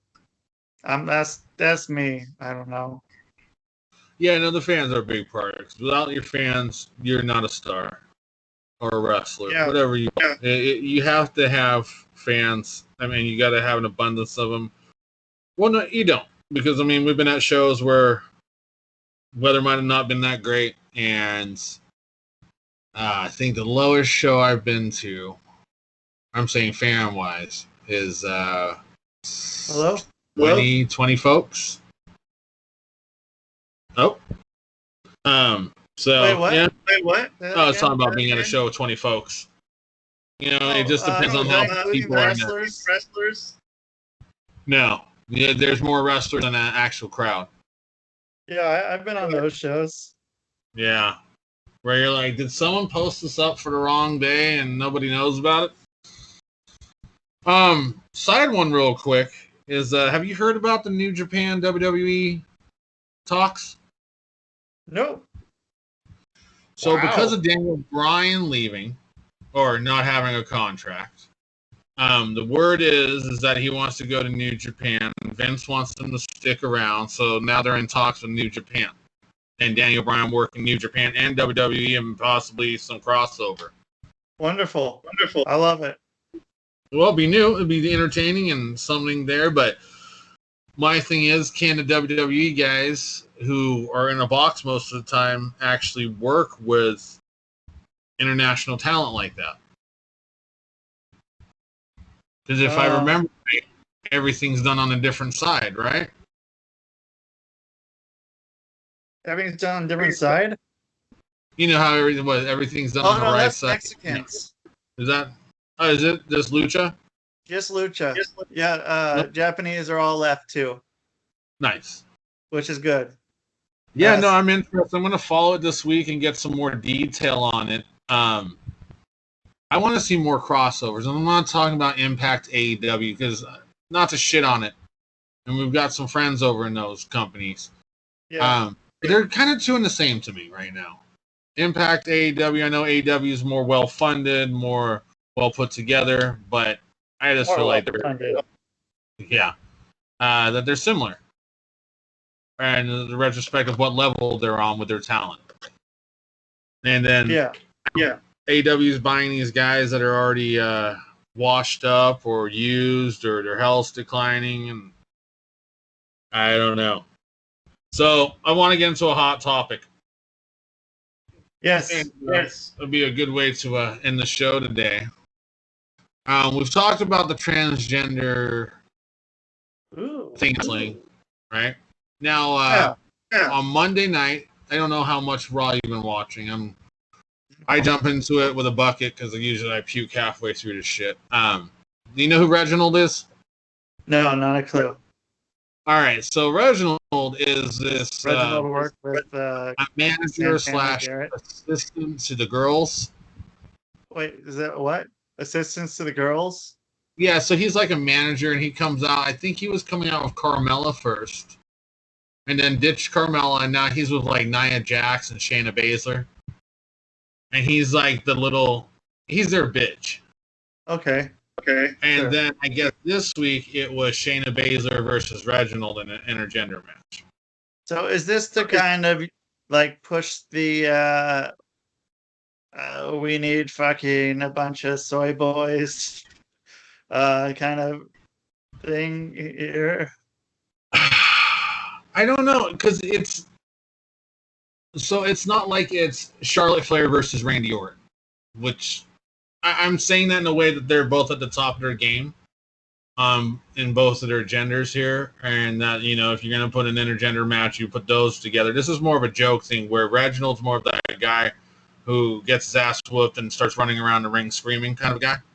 Yeah. To top it off. But either side of it, we're hitting that mode now where there's obviously a lot of room for negative comments where, you know, because if the guy's getting over in the match, it's a man beating a woman. And I'm not saying it's the match, it's physical beating. And then if the guy's getting his ass whooped by a woman, then there's a certain group of men that come in and go and make their comments about the man, like, oh, you're getting your ass beat by a woman, you blah, blah, blah, you blah, blah, blah, you blah, blah, blah. That's my beep, by the way, my censor. It's good. We're gonna have to blah, blah, blah, so anytime we say fuck, I go blah, blah, blah. Yeah, so I think on each side it taints the men's division and the women's division. I don't think they ever call it men's division. It's always women's division, like there's multiple divisions out there. Yeah. But I think this is where I go back that, you know, I know you talking about the pervs being out there and what it would be if you had an all-woman show. But then if you want to think about it, they could just do that now during Monday Night Raw and be pervish during those segments. And so, I don't know. I'm going to get shit on for it. I don't think we should be doing intergender matches, because if so, then why don't you have the women's basketball team go against the men's basketball team? Because, I mean, well, both would be predetermined. You can't, both entertainment. You couldn't tell me they would do a men's basketball team and a women's basketball versus a women's basketball team, and it wouldn't be predetermined and entertainment. I mean, what were your thoughts on the whole China Jericho thing and China having the IC title back in the day? You know what? Bring out another China, and I'll say that's fine. If she wants to do an IC or light heavyweight run, I was okay with China winning it for a very short time because China was quite mannish. She was more manly than some of the guys. If you get some woman out there that's more manly than some of the guys and put her, and she wants, like, no one called China a woman until later on when we saw her do porn, and then we're like, yeah, kinda. And then, like, dude, like, no one really thought of China as a woman. They're just like, she's a big freak.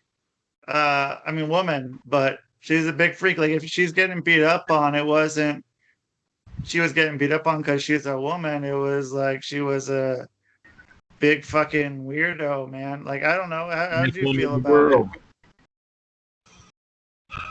It worked, and it's the once in the blue moon theory for me. Yeah. Like, there are certain things, right time, right place, right people.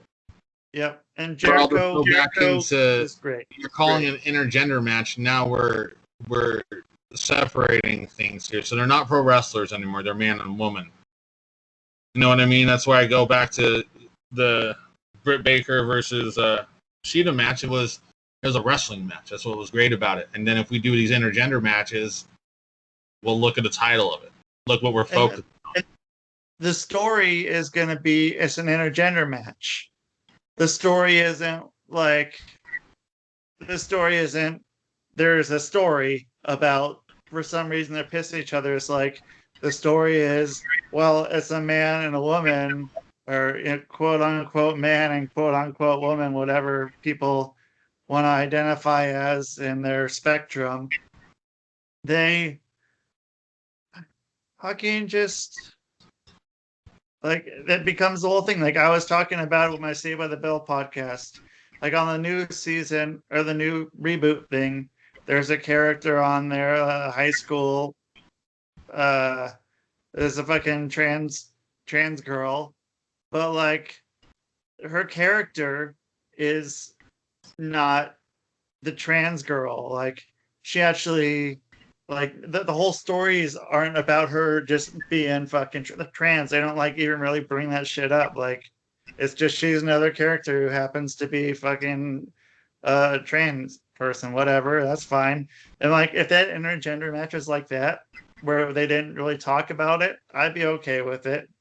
But them being like, this is for women or this is for men, shit like that. Like, fuck that, dude. No, it's a stupid storyline that's been done to death and nobody gives a shit. Now with so many fucking zillions of genders, you can't do an intergender match anyway. You can't call it an intergender match because there's already enough intergender people who fucking change their gender. Maybe that'd be the thing. Maybe instead of a face and heel turn, it'll be a fucking gender turn in the middle of a match.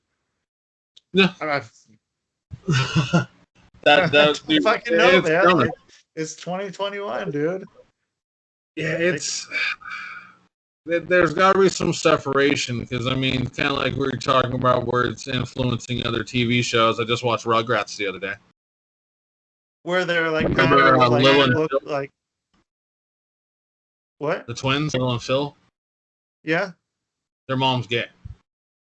She's dead? Gay. What happened to the dad? See, now that's where I went to go do my homework because there was a dad. Because remember, the mom of Lil and Phil had like the workout shit, and then the dad didn't look like she was a big fucking bull dyke.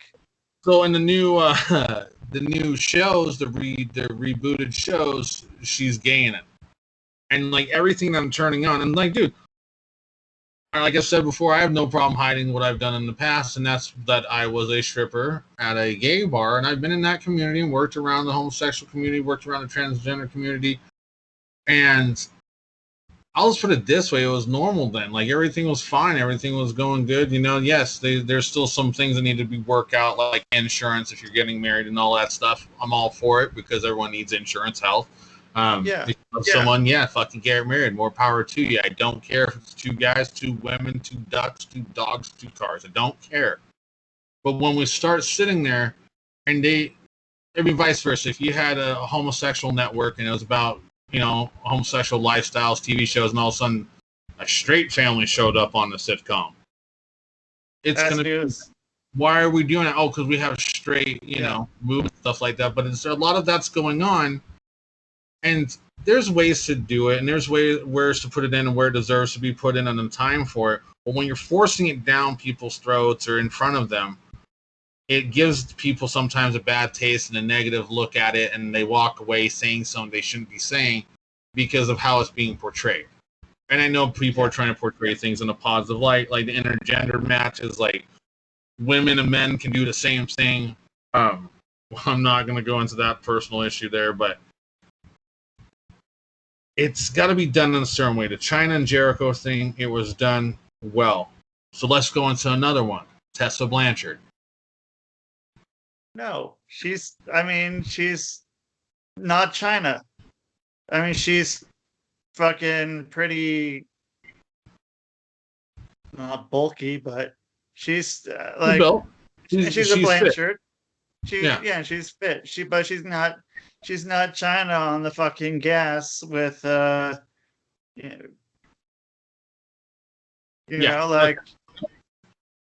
it's different. She's not working. Hedwig and the not working Jericho. Angry inch from that one.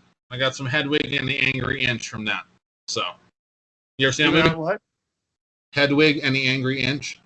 Uh-uh. Look that movie up. Okay. Yeah. So wait, what do you think? Who's Tessa Blanchard gonna work? Well, she's all done now, isn't she? Belts back to them, and she's down in Mexico because she got stuck down there during the pandemic or some shit. And I don't know where she's going to end up. I heard she could be going WWE, AEW. All the same rumors for everybody else when they leave the companies. As soon as someone leaves a company, oh, they're going AEW. Oh, they're going Impact, or they're going New Japan. It's always the same shit. What about they're going home? What about they're going to go back to school to become a lawyer, a doctor, or do a bunch of crack and get pulled over and give false name? You could be doing that after your career. Who knows? Yeah, or, like I talked about earlier, you could be a fucking superhero, one of the greatest dads ever, and be like Shad Gaspar. Oh, yeah, let's go back to Shad. Fucking, yeah. We talked about it right before the show. Because when we like to do our greetings to each other, it's almost always some crime time greetings between usually us. About 20 yos, and then yos back and forth, and we kind of adopted that in our friendship, and I just no offense to Titus O'Neil, he deserves it just as much. He's a great dad and a great, I guess, adopted dad to a lot of kids when he goes to the schools and helps them out and reaches out to them and support and stuff.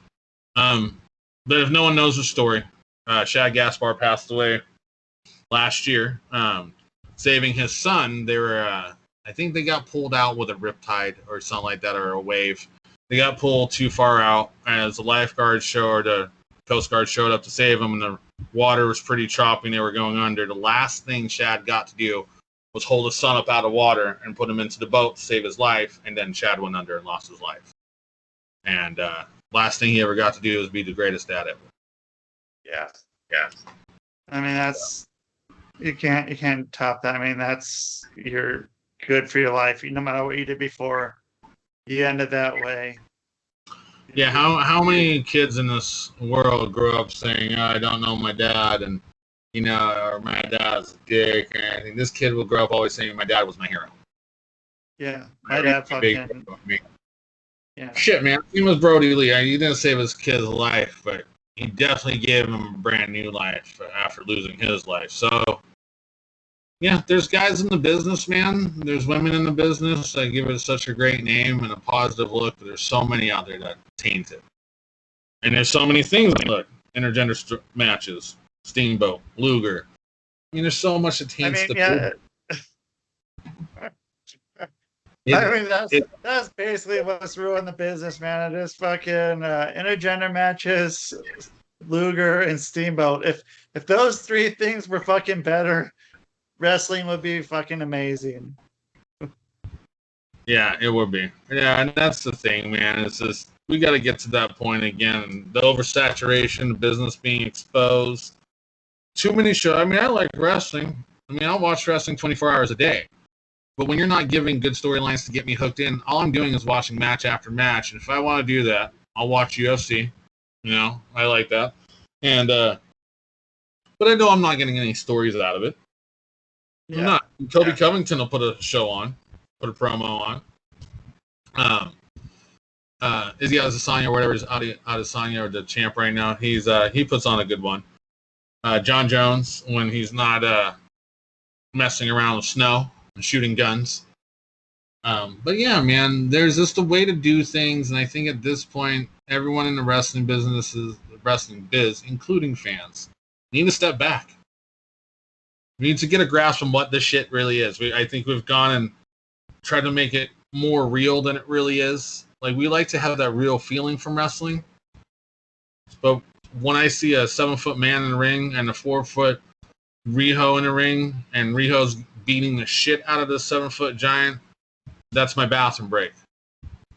So, it's they're not doing, like, the only story they should be doing is fucking working the goddamn legs if you're the 4-foot person, fucking trying to find some way to do that, take them off their knees and down to their level.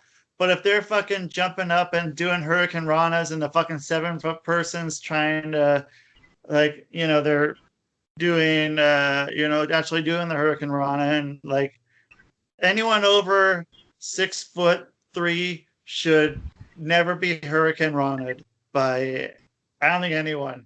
I don't want to I don't want to see fucking Big Show get Hurricane Rona'd by Rey Mysterio, or I don't He want should to be doing see frog splashes.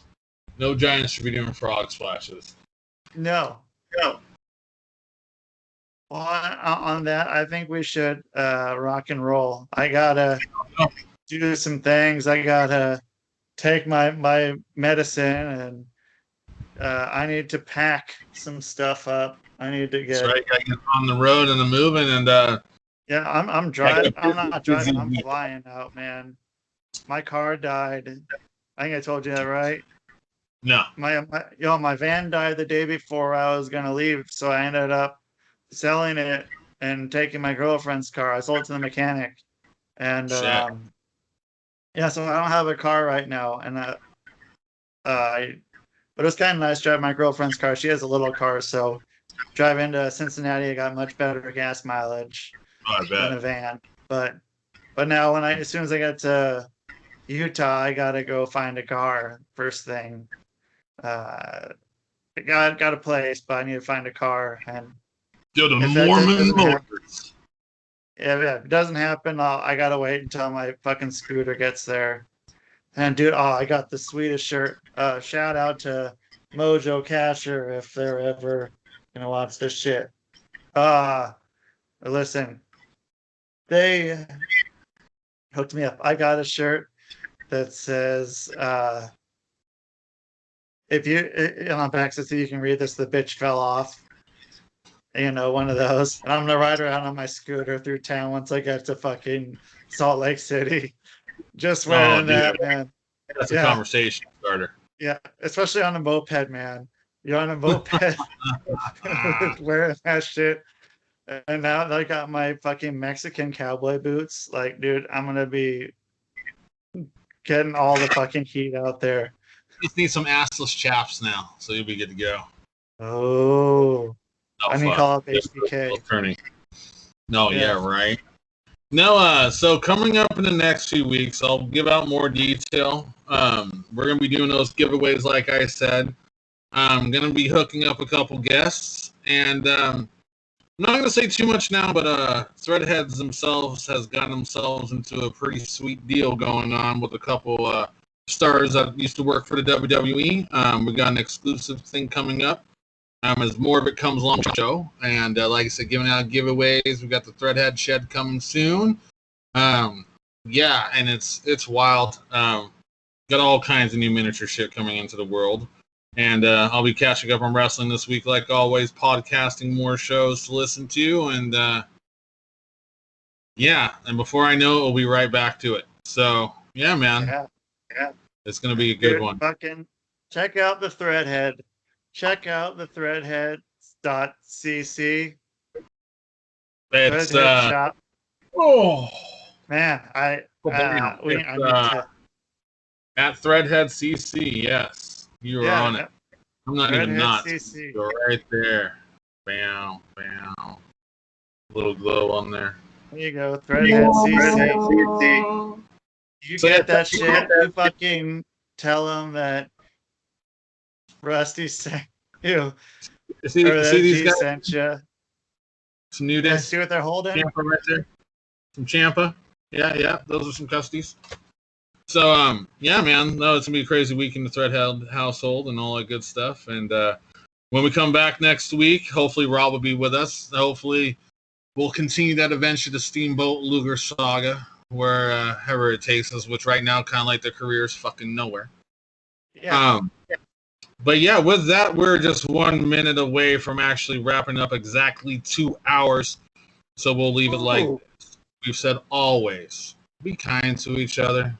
We all can joke with each other. We all shit on each other. We all can poke fun at each other. Take it as a fucking joke. Don't take it in a hard way. Someone keeps harassing you, slap the motherfucker. And yeah, don't take shit from no one. This is reality. We can live in video games in our pro wrestling world, but at the end of the day, we all got to blink and turn around and see what's really there. So Everyone take care of each other and stop fucking around with kids, man. If I see another shitty story about kids and guns and shit like that, by the time we get to the next podcast, I'm gonna be fucking going off. Sad fucking world we're in right now. So take care of each other. Hug your kids every day. Tell them you love them.